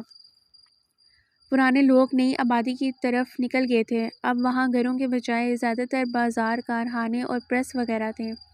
تھوڑی بہت تگ و دو کے بعد وہ اقبال کے گھر کے دروازے پر پہنچ گیا۔ وہ اسے اطلاع دیے بغیر ہی گھر سے چلا تھا، مگر اسٹیشن پر اتر کر اس نے یہ سوچ کر اقبال کو اپنی آمد کی اطلاع دی کہ اس کی غیر موجودگی میں اس کے گھر جانا اسے معیوب سا محسوس ہوا تھا، اور آفس کا پتہ اس کے پاس نہیں تھا، ورنہ شاید وہ وہیں چلا جاتا۔ اس نے اس 2 منزلہ قدیم سے گھر کو دیکھا جس کی تنگ سی پیچدار سیڑھیاں اسے آج بھی یاد تھیں۔ اس زمانے میں اقبال نے اپنے دوستوں کو چھت پر بنے ہوئے کمرے میں بٹھایا تھا۔ اس نے کچھ تأمل کے بعد اطلاعی گھنٹی بجائی۔ چند منٹ خاموشی سے گزر گئے مگر کسی کی آمد نہ ہوئی۔ دوبارہ اس نے ذرا لمبی گھنٹی بجائی۔ اس بار دروازہ فوراً ہی کھل گیا، مگر چوپٹ دروازہ کھولنے والی نے ایک اجنبی کو سامنے دیکھا تو بہت گھبرا کر فوراً ہی دروازہ بند کر دیا، اور پھر اس کی آڑ میں کھڑے ہو کر ایک پٹ تھوڑا سا واہ کر کے پوچھا، جی فرمائیے، کس سے ملنا ہے؟ رسیلے سے گنگناتے لہجے میں بڑا ہی لوچ تھا۔ دیکھیے، میں اقبال کا دوست ہوں اور میں پنڈی سے آیا ہوں۔ اس نے اپنا تعارف شروع کیا ہی تھا کہ اس نے درمیان میں ہی ٹوک دیا، جی ہاں، اقبال بھائی نے آپ کے آنے کے بارے میں بتا دیا تھا۔ آپ اندر آ جائیں اور کچھ دیر ان کا انتظار کریں، وہ بھی آتے ہی ہوں گے۔ اس نے ایک پٹ تقریباً پورا کھول کر اسے اندر آنے کی اجازت دی اور چند قدم چلتے ہی بغلی دروازے میں داخل ہونے کا اشارہ کر کے وہ نظروں سے غائب ہو گئی۔ انتظار کے کچھ ہی لمحات گزرے تھے کہ اقبال کی آمد ہو گئی۔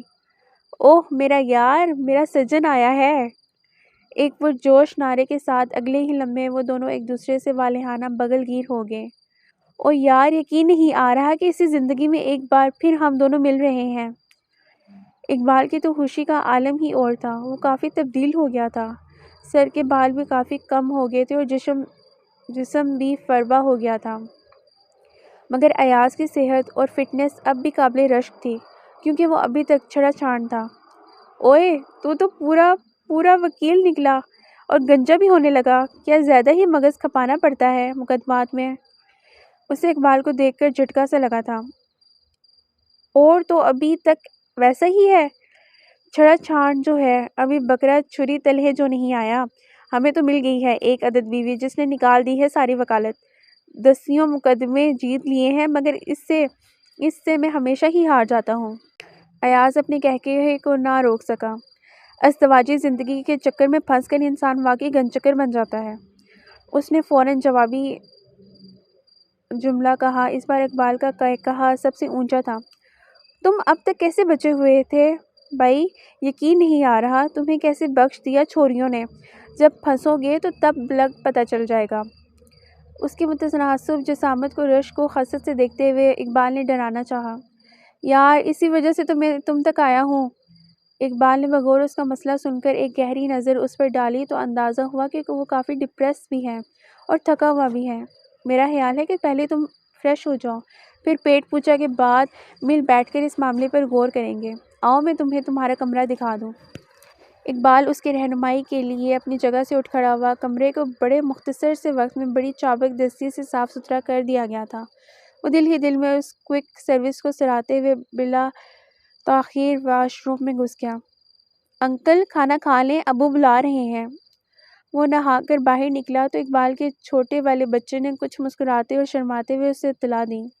وہ نیچے آیا تو اقبال اس کا منتظر تھا۔ کھانے کی ٹیبل انواع اقسام کے کھانوں سے پر تھی، یعنی خوب تکلف کیا گیا تھا اس کی خاطر تواضع کے لیے۔ صبوحی بھابھی نے اس سے پردے کا تکلف نہ کیا تھا اور ان کے ساتھ ہی کرسی پر وہ لڑکی براجمان تھی جو سارا وقت نظریں جھکائے بہت انہماک سے کھانا کھانے میں مشغول رہی۔ کھانا بڑا مزیدار تھا۔ بڑے دن بعد گھر کا کھانا نصیب ہوا تھا۔ اسے خمار سے چڑھنے لگا۔ کھانے کے بعد گرما گرم قہوے کی چسکیوں میں اقبال سے خوب گپ شپ ہوتی رہی۔ وہ یہ بالکل بھول گیا تھا کہ وہ یہاں خاص گھر سے آیا ہے۔ رات کو اسے ٹوٹ کر نیند آئی ہے۔ شاید اس کی وجہ یہ تھی کہ اقبال سے مل کر اس کا ڈپریشن کسی حد تک کم ہو گیا تھا۔ صبح اس کی آنکھ کھلی تو دن کے 11 بج رہے تھے۔ وہ ہڑبڑا کر اٹھا، بیڈ کے نیچے سے سلیپرز ٹٹولیں اور سیدھا واش روم کا رخ کیا، جہاں تولیہ اور صابن کے ساتھ ساتھ ٹوتھ پیسٹ اور نیا برش بھی رکھا ہوا تھا۔ بے ارادہ ہی واش روم کے باہر پتلی راہداری میں کھڑے ہو کر وہ نیچے دیکھنے لگا۔ صبح کے آثار معدوم ہو کر اب دوپہر اپنا راج رچانے آ رہی تھی۔ نیچے رنگین شیشیوں والی پرانی کھڑکیوں کے پٹ کھلے ہوئے تھے اور چھوٹے سے آنگن میں رکھے چند خوشنما پودے اس پرانے زنگ آلود منظر میں جیسے جان ڈال رہے تھے۔ وہیں بنے ایک سنگی چبوترے پر رکھے پنجرے کے اندر پالتو تیتر نے ایک دم اپنی مخصوص بولی میں بولنا شروع کر دیا۔ سویا سویا سا منظر جیسے جاگ اٹھا۔ اچانک ہی ایک رنگین سراپا اس پنجرے اور پودوں کے درمیان آ کھڑا ہوا۔ وہ دروازہ کھولنے والی وہی لڑکی تھی جو گزشتہ رات تمام وقت جھکی جھکی نظروں سے کھانا کھا رہی تھی۔ اس کا پرکشش اور بھرپور سراپا اس کے دل کو بھی ڈاماڈول کر گیا۔ پشت پر لہراتی موٹی سی چوٹی، گدائی ہوئی کلائیوں میں پھنسی پھنسی چوڑیاں اور لو دیتے چہرے میں ایک سوز سا تھا، یا پھر اسے ہی محسوس ہوا تھا۔ دل نے بے اختیار ہی اسے سراہا تھا۔ اس کی گہری نظروں کے ارتکاز سے چونک کر نمو نے بے اختیار ہی اوپر دیکھا اور نگاہیں ملتے ہی ایاز نے سٹپٹا کر اپنا رخ بدلا۔ ادھر نمو کا دل بڑے زور سے دھڑکا تھا۔ اقبال بھی کیا سوچے گا اگر اسے معلوم ہو جائے کہ میرا دل بے ایمان ہونے لگا تھا۔ ایڈیٹ، یہ کوئی وقت ہے ان باتوں کا؟ اس نے اپنے بہکے بہکے سے دل کو سرزنش کی۔ وہ کمرے میں آیا تو ناشتے کی ٹرے اس کے لیے سجی ہوئی تھی۔ وہ ویسے ہی اپنی اوچھی حرکت پر شرمندہ تھا، مزید شرمسار ہو گیا۔ اقبال یقیناً اپنے آفس جا چکا تھا اور اس کے پیچھے بھی اسے پورا پروٹوکول مل رہا تھا۔ ایاز بھائی ناشتہ کر لیں تو اقبال سے فون پر بات کر لیجیے گا، وہ آپ کو اپنا ایڈریس سمجھا دیں گے تو آپ وہیں چلے جانا۔ کچھ ہی دیر بعد اقبال کی بیوی صبوحی نے بطور خاص اسے آ کر مطلع کیا۔ اس وقت تک وہ بلا تکلف ناشتے پر ہاتھ صاف کر چکا تھا۔ اور ہاں بھائی، اسے اپنا ہی گھر سمجھنا، جو کچھ چاہیے ہو مجھ سے کہہ دینا۔ اور ہاں، میں اب کچن میں جا رہی ہوں، جاتے ہوئے مجھے بتا کر ضرور جائیے گا۔ وہ اسے تاکید کر کے واپس پلٹ گئیں۔ ان کے جانے کے بعد اس نے پہلی فرصت میں اقبال سے رابطہ کر کے ایڈریس نوٹ کیا اور پھر چستی سے اپنی تیاری میں لگ گیا۔ اسی وقت موبائل پر نومیا کی کال آ گئی۔ بھائی کہاں ہیں؟ اماں جی آپ کو بہت یاد کر رہی ہیں۔ کل سارا دن آفس میں ٹرائی کرتی رہی مگر آپ سیٹ پر تھے ہی نہیں، اور موبائل بھی شاید آف تھا آپ کا۔ اس نے ایک ہی سانس میں ساری بات کہہ ڈالی۔ بیٹری ڈاؤن ہو گئی تھی موبائل کی، اور بات سنو ابھی۔ اس نے اپنی بات کہنی چاہی مگر اس نے سنے بغیر ہی فون اماں جی کو تھما دیا۔ ارے بیٹے ذرا جلدی چلے آؤ، وہ لوگ تو رخصتی پر زور دے رہے ہیں۔ لڑکی کی اماں کی حالت شاید کچھ ٹھیک نہیں ہے، شادی کی تاریخ مانگ رہے ہیں وہ لوگ۔ ہمیشہ کی سادہ لو اماں جی کو کچھ خبر ہی نہ تھی۔ ایاز پیچو تاب کھا کے رہ گیا۔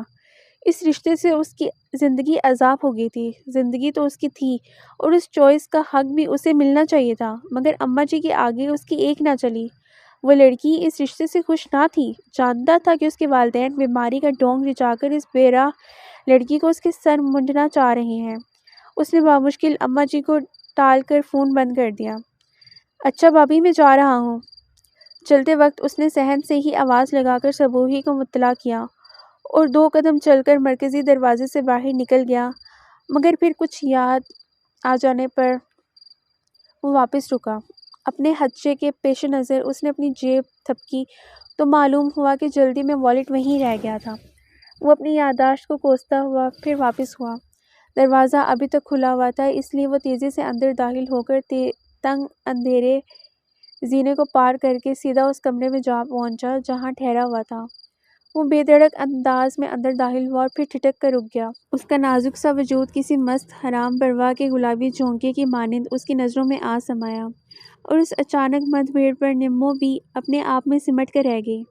اس نے بلا وجہ ہی اپنا دوپٹہ درست کیا اور پھر جانے کا کوئی راستہ نہ پا کر اس کی طرف سے رخ موڑ لیا، کیونکہ وہ عین دروازے کے بیچوں بیچ کسی دیوار کی طرح ایستادہ کھڑا تھا۔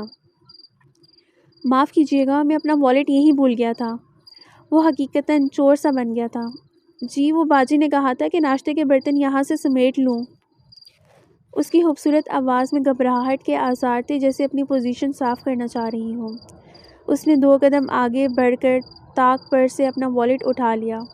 وہ مورتی کی مانند کھڑی رہی۔ وہ والیٹ لے کر پلٹا اور کسی خیال سے دروازے تک پہنچ کر رک گیا۔ ویسے آپ کی تعریف؟ اس نے موقع سے فائدہ اٹھا کر اس محجوبین کا تعارف لینا چاہا۔ اسے معلوم تھا کہ اماں جی اس کی جان بخشی نہ کریں گی۔ اس لڑکی سے چھٹکارے کے بعد کہیں نہ کہیں تو شادی کرنی ہی پڑے گی، تو پھر کیوں نہ یہی مومی مورتی ہی ہو۔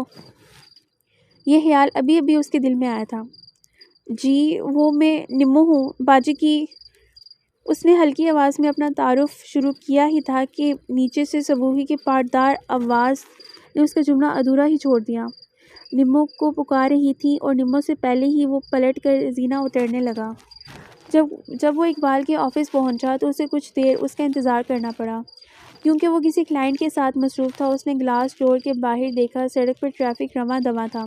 وہ ٹھنڈا سانس بھر کر رہ گیا۔ اس کی زندگی کی گاڑی تو چلنے سے پہلے ہی پنکچر ہو گئی تھی۔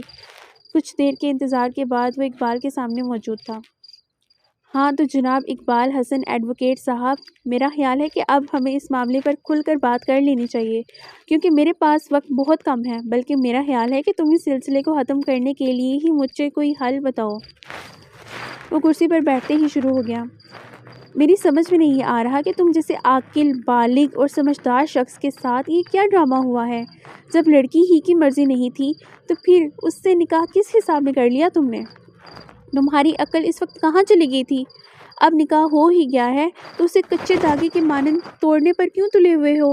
اور اگر وہ خود سے بھی طلاق مانگ رہی ہے تو شیر مرد بنو، اسے بیاہ کر لاؤ اور اس کا سر جھکاؤ، یہی تو مردانگی ہے۔ نہ بھائی، میں اس قسم کے مردوں میں سے نہیں ہوں، ویسے بھی اس میں میری اپنی رضا بھی نہیں ہے۔ اماں جی نے پکڑ دکڑ کر زبردستی اس لڑکی کو میرے ساتھ مونڈ دیا ہے۔ ارے بھائی، میں تو اسے جانتا بھی نہیں اور نہ اس سے کبھی ملا اور نہ کبھی بات ہوئی، یہاں تک کہ ایک نظر دیکھنے کا حق بھی نہیں دیا گیا۔ اس وقت وہ مظلومیت کا شاہکار لگ رہا تھا۔ ہاں یار، تو مجھے کسی پرانی فلم کی بے بس اور بے کس مظلوم ہیروئن لگ رہا ہے۔ ابے یار، تم مرد ہے، مرد، اور سر کسی مشرقی لڑکی کی طرح جھکا دیا۔ تف ہے یار تجھ پر۔ اقبال نے اسے لتاڑ کر رکھ دیا۔ تب ایاز نے مختصر الفاظ میں اسے خود پر بیتی ساری کہانی سنا دی، کس طرح اسے مجبور کر کے اور محبتوں کے واسطے دے کر چند گھنٹوں کے نوٹس پر اس کا نکاح پڑھوایا گیا تھا، اور اس کی اس کہانی پر اقبال کو مشکل سے ہی یقین آیا۔ دیکھو، میرا مخلصانہ مشورہ تو یہ ہے کہ اس معاملے میں اتنی جلد بازی نہ کرو۔ نکاح کرنا اور توڑنا کوئی بچوں کا کھیل نہیں ہے۔ ٹھنڈے دل سے اس معاملے پر غور کرو، بلکہ میرا خیال ہے کہ نکاح کی تنسیخ سے پہلے تم ایک بار اس لڑکی سے مل لو، ہو سکتا ہے کہ کوئی حل نکل آئے۔ اقبال کے مشورے پر ایاز بدک گیا۔ کیسی فضول بات کر رہے ہو یار، مجھے اس بے حیا لڑکی سے اب کوئی تعلق نہیں رکھنا، بلا وجہ میں مفت کا عذاب کیوں مول لوں؟ وہ تو ابھی سے ایسی باتیں کر رہی ہے، اس کے کردار کی کوئی ضمانت بھی نہیں میرے پاس۔ ہاں البتہ اس کی وہ خطوط، اس کا بے حیائی اور دیدہ دلیری کا سرٹیفکیٹ ضرور ہے میرے پاس۔ اس نے غصے سے وہ خطوط اپنی جیب سے نکال کر اقبال کے سامنے پٹک دیے۔ اقبال نے اطمینان سے ایک کے بعد دیگرے دونوں خطوط پڑھے۔ خط پڑھ کر تو یہی اندازہ ہو رہا ہے کہ لڑکی ہی تم سے نکاح ختم کرنے کی ڈیمانڈ کر رہی ہے، لیکن دیکھو اگر تم بالا ہی بالا اسے خود طلاق بھجوا دو گے تو سارا الزام تمہارے ہی سر آ جائے گا۔ میرا خیال ہے کہ پہلے تم اماں جی کو ساری حقیقت بتاؤ، پھر دیکھو کہ وہ اپنے طور پر کیا کرتی ہیں۔ ہو سکتا ہے کہ اس طرح کرنے سے اگر کسی غلط فہمی کی گنجائش نکل رہی ہے تو وہ از خود ہی رفع ہو جائے اور کسی لڑکی کی زندگی ناحق برباد ہونے سے بچ جائے۔ لوگ شادی کر کے اس آسانی سے طلاق دیتے ہیں اور بیچاری لڑکی کی پوری زندگی ہی داؤ پر لگ جاتی ہے، مگر کسی کو بھی رحم نہیں آتا۔ یار میں اب اماں جی پر بھروسہ نہیں کر سکتا، عجیب مشکل میں پھنسا دیا ہے انہوں نے مجھے۔ اب اماں جی کی عمر میں بھی تو ایسی ہو گئی ہے کہ سب باتیں چھوڑو، صرف یہ بتاؤ کہ جس لڑکی کے آنے سے پہلے ہی میرے دل میں اس کے لیے بال آ گیا ہے تو کیا میرا دل اسے قبول کرے گا؟ وہ الٹا اسے ہی سوال کرنے لگا۔ ٹھیک ہے پھر اگر تم یہی چاہتے ہو تو میرا خیال ہے کہ پہلے اسے ایک نوٹس بھجواؤ۔ کراچی میں میرے بہت اچھے دوست ایڈوکیٹ عمران ہاشمی ہیں، تمہارا کیس میں انہیں ریفر کر دوں گا۔ اس کی ضد پر بالآخر اقبال نے ہتھیار ڈال ہی دیے۔ بس تو پھر کل ہی اسے نوٹس بھجوا دو۔ وہ عمل درآمد کے لیے بالکل تیار تھا۔ ابے گدھے، ایسی کیا جلدی ہے؟ کراچی جا کر ایک سیٹنگ عمران ہاشمی کے ساتھ کرنا اور اس کے بعد نوٹس بھجوا دینا۔ اس کی عجلت پر اس نے اسے ٹوک دیا۔ نہیں یار میں یہ رسک نہیں لے سکتا، اماں جی کو تو تم جانتے ہو، پتہ نہیں کون کون سے واسطے دے کر وہ مجھے ہی جھکنے پر مجبور کریں گی، جبکہ میں اس لڑکی کے ساتھ ایک پل بھی گزارنے کا روادار نہیں۔ اس نے تو ضد ہی باندھ لی تھی۔ اس کے اصرار سے مجبور ہو کر بالآخر اقبال حسن نے نوٹس بھجوانے کا فوری بندوبست کر لیا۔ اقبال کے ساتھ لنچ کرنے کے بعد وہ لاہور کے بازاروں کی ہاک چھاننے لگا۔ جب وہ گھر لوٹا تو شام ہو چلی تھی۔ کئی شاپر ایک ساتھ اٹھائے جب وہ لکڑی کا دروازہ دھکیلتا ہوا بائیں راہداری کی جانب زینہ چڑھنے کے لیے مڑا تو ٹھٹک گیا۔ ڈرائنگ روم کے دروازے کے پاس ہی نمو کھڑی تھی۔ اس کا خوبصورت متناسب سراپا روپ پہلی شام میں چاندنی کے سانچے میں ڈھلا نمایاں ہو رہا تھا۔ آہٹ پا کر وہ چونک کر اس کی طرف متوجہ ہوئی اور بے اختیار ہی اپنی 2.5 میٹر گز کے بڑے سارے دوپٹے کو اپنے سراپے پر بلا وجہ ہی ٹھیک کرنے لگی۔ السلام علیکم، وہ بے اختیار ہی مخاطب کر گیا۔ آپ کے لیے چائے بناؤں؟ ویسے باجی تو کچن میں ہے۔ وہ نروس ہونے کے باوجود آداب میزبانی نبھا رہی تھی۔ نیکی اور پوچھ پوچھ، میں بس ابھی 5 منٹ میں فریش ہو کر آ رہا ہوں۔ وہ اس کے اتنے ہی التفات پر کھل سا گیا۔ جب وہ واش روم سے باہر آیا تو چھوٹی میز پر چائے اور لوازمات اس کے منتظر تھے۔ اسے ایسا محسوس ہوا کہ جیسے ایک مہربان پری چائے رکھ کر چپکے سے اس کی نظروں سے اوجھل ہو گئی ہو۔ گہری ہوتی رات میں وہ دیر تک کروٹیں بدلتا رہا۔ آج اس کی آنکھوں سے نیند کوسوں دور تھی۔ وہ بے چین ہو کر پتلی سی گیلری میں آ کھڑا ہوا اور اس ٹکٹکی باندھ کر ٹمٹماتے ستاروں کو دیکھنے لگا۔ اس سمے اس پر بڑا ہی خوبصورت انکشاف ہوا۔ ستاروں کی جھرمٹ میں اسے نمرہ کا دلکش و سادہ مگر نگاہوں کو حیران کرتا دمکتا ہوا روپ نظر آنے لگا۔ اس لمحے اس پر یہ ادراک ہوا کہ نمو پر دل ہار چکا ہے وہ۔ اوہ خدایا! اپنی بے اختیاری سے گھبرا کر اس نے دونوں ہاتھوں میں سر تھام لیا۔ ایک لڑکی زندگی میں شامل ہونے کے باوجود اس کے دل میں جگہ نہ بنا پائی اور دوسری لڑکی سے کوئی تعلق بھی نہ تھا مگر وہ اس کے دل میں گھر کر چکی تھی۔ وہ اندر کمرے میں آیا تو اماں جی اور نومیہ کے لیے کی گئی شاپنگ میں سے چند ملبوسات میں سے ایک قدرے کھلتے ہوئے خوبصورت رنگ کا جوڑا اٹھا کر اسے غور سے دیکھنے لگا۔ نمو پر یہ اورنج اور جامنی کنٹراسٹ کس قدر جچے گا؟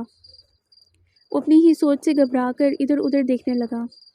دور افق پر چاند ستاروں کا ٹولہ اس کی اس خاموش محبت کا گواہ بن گیا تھا۔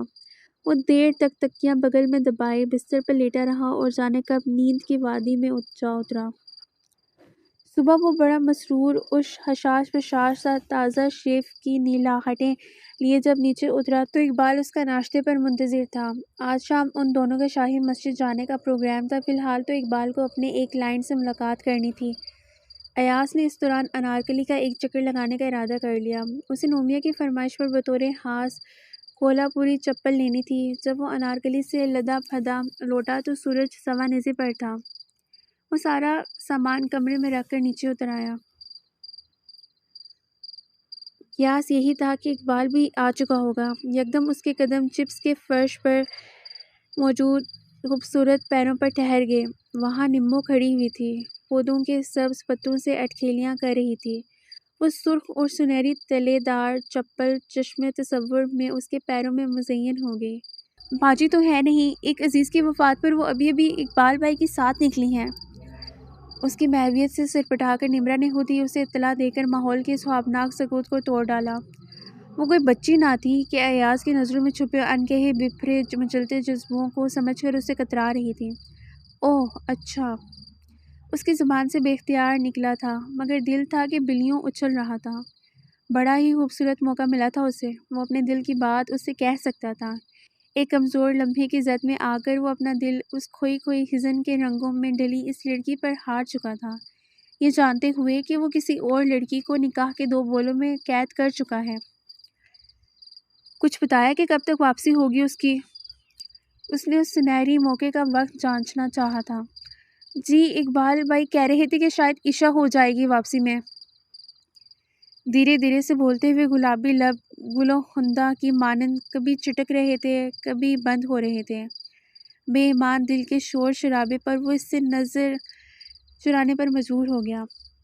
آپ کے لیے کھانا گرم کر دیا ہے، لے آؤں؟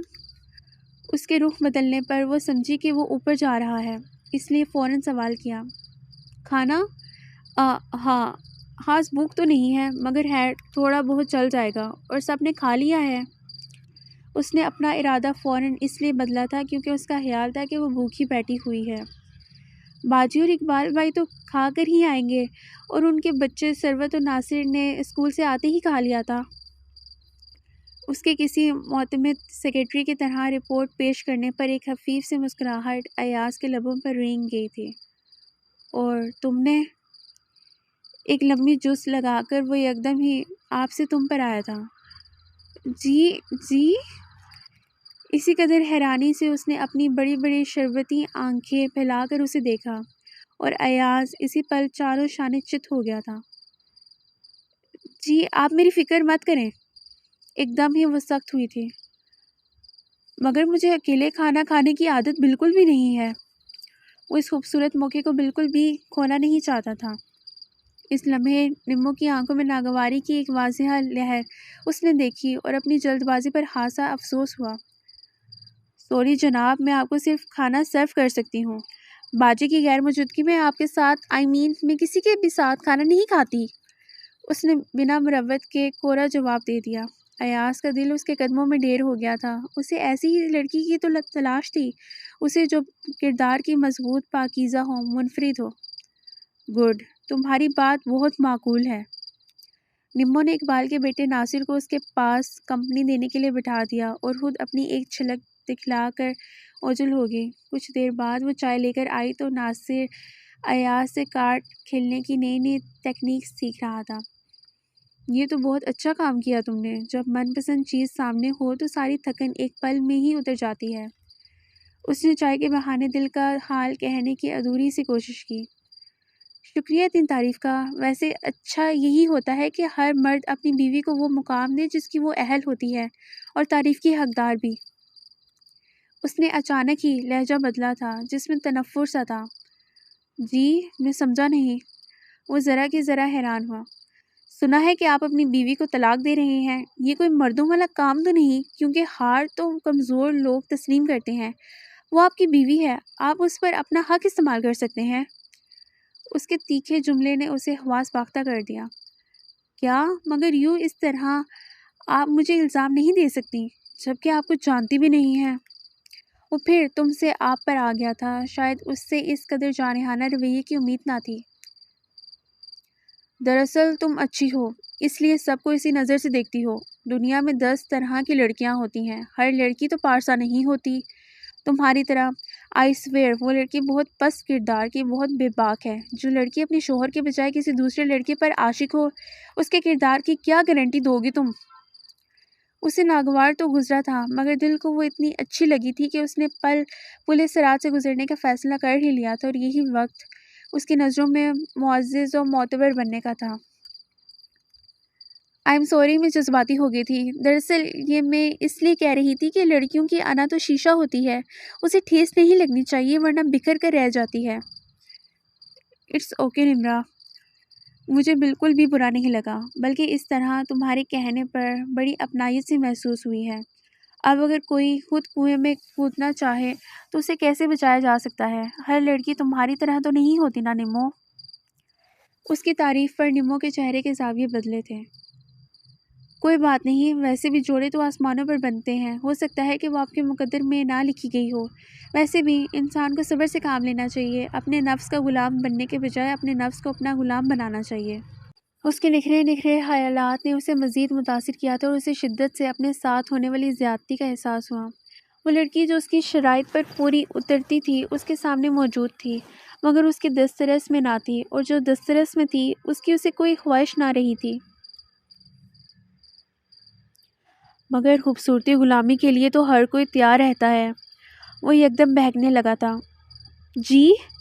نمو نے چونک کر حیرت سے اسے دیکھا اور اس کی گہری نظروں کی تاب نہ لا کر ایک دم پلکوں کی چلمن گرا لی۔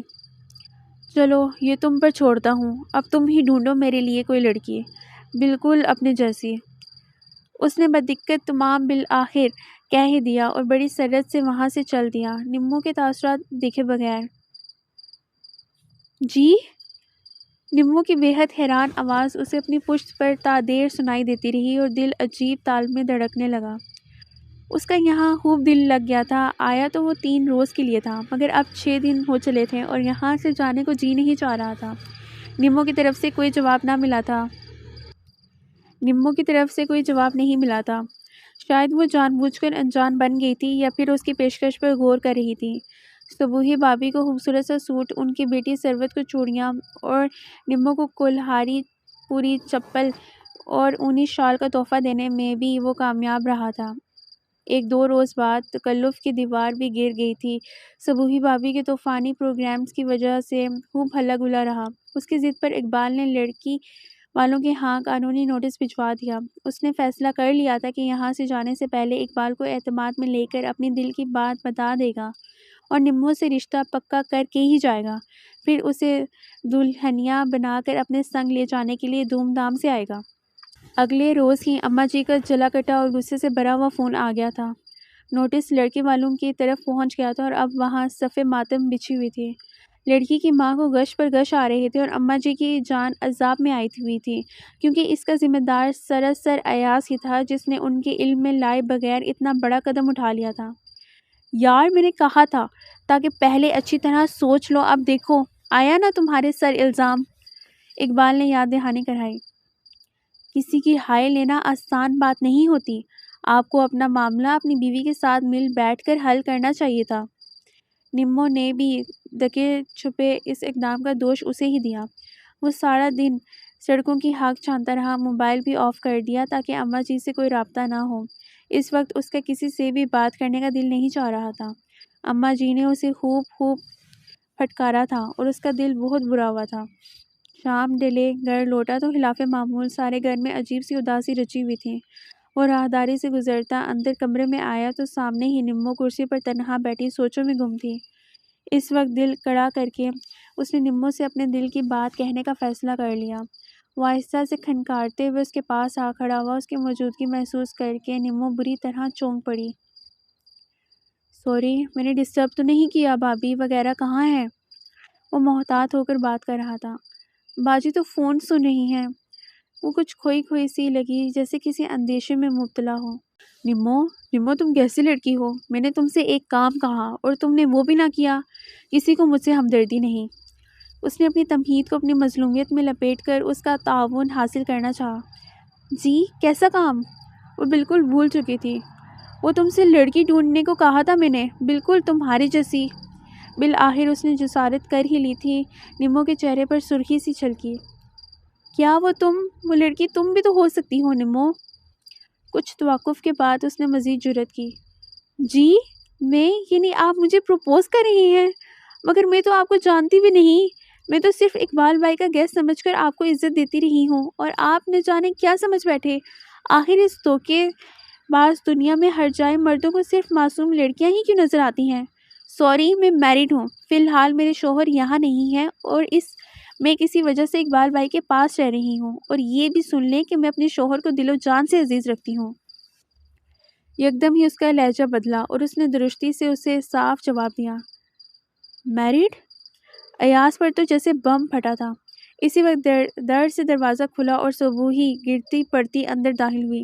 نمو اس بدبخت نے تمہیں طلاق کا نوٹس بھجوا دیا اور وہاں تمہاری امی کو اٹیک ہو گیا ہے. ان کی حالت نازک ہے. صبوحی نے روتے ہوئے خبر سنائی. نمو نے بے ساختہ اپنا دل تھام لیا اور دوپٹہ منہ پر رکھ کر گٹ گٹ کر رونے لگی.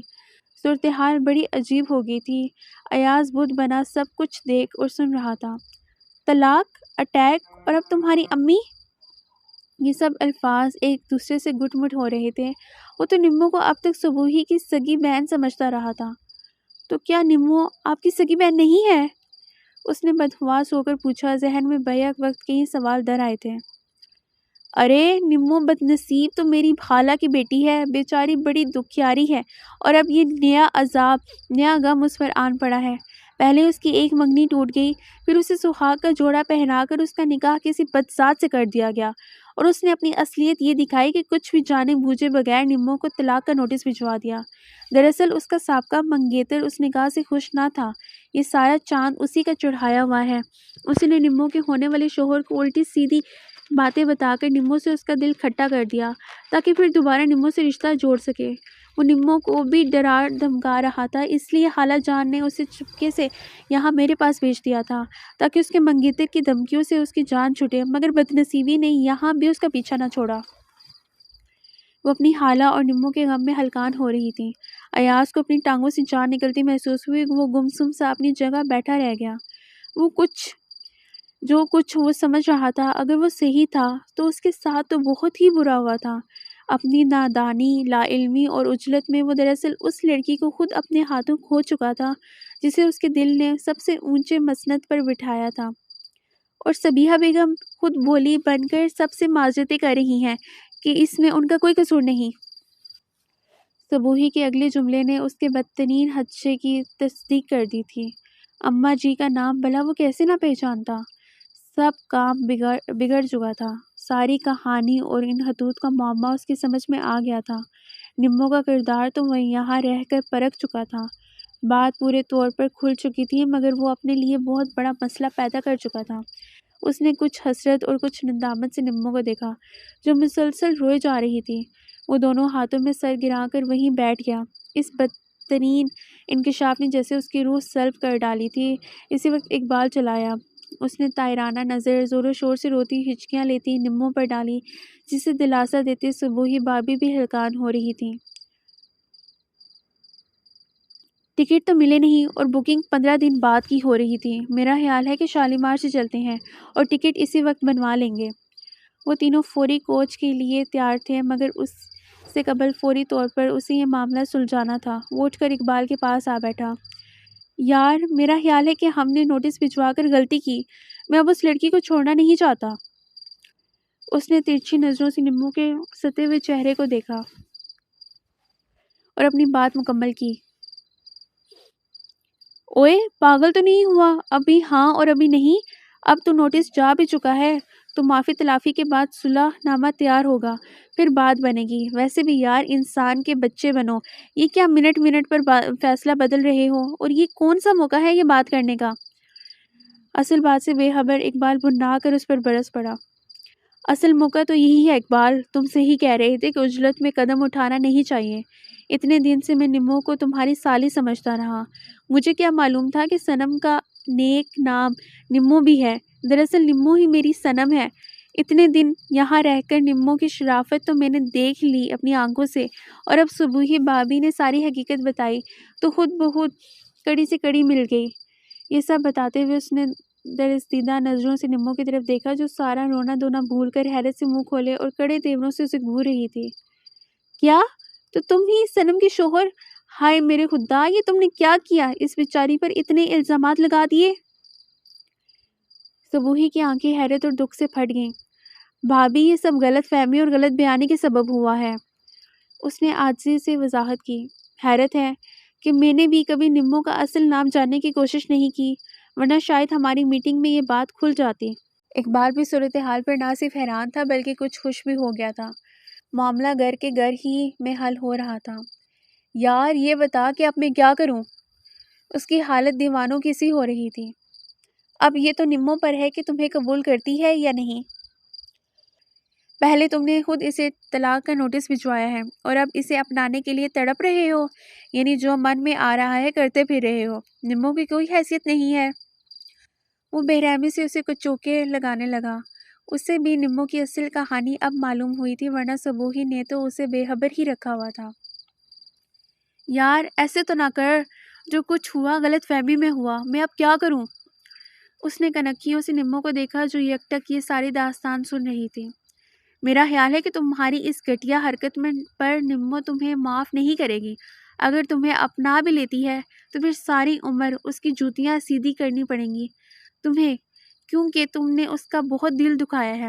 ہو سکتا ہے کہ آگے چل کر یہ کچھ موم ہو جائے، ورنہ پھر ساری عمر سر پر جوتیاں ہی کھاتے رہنا۔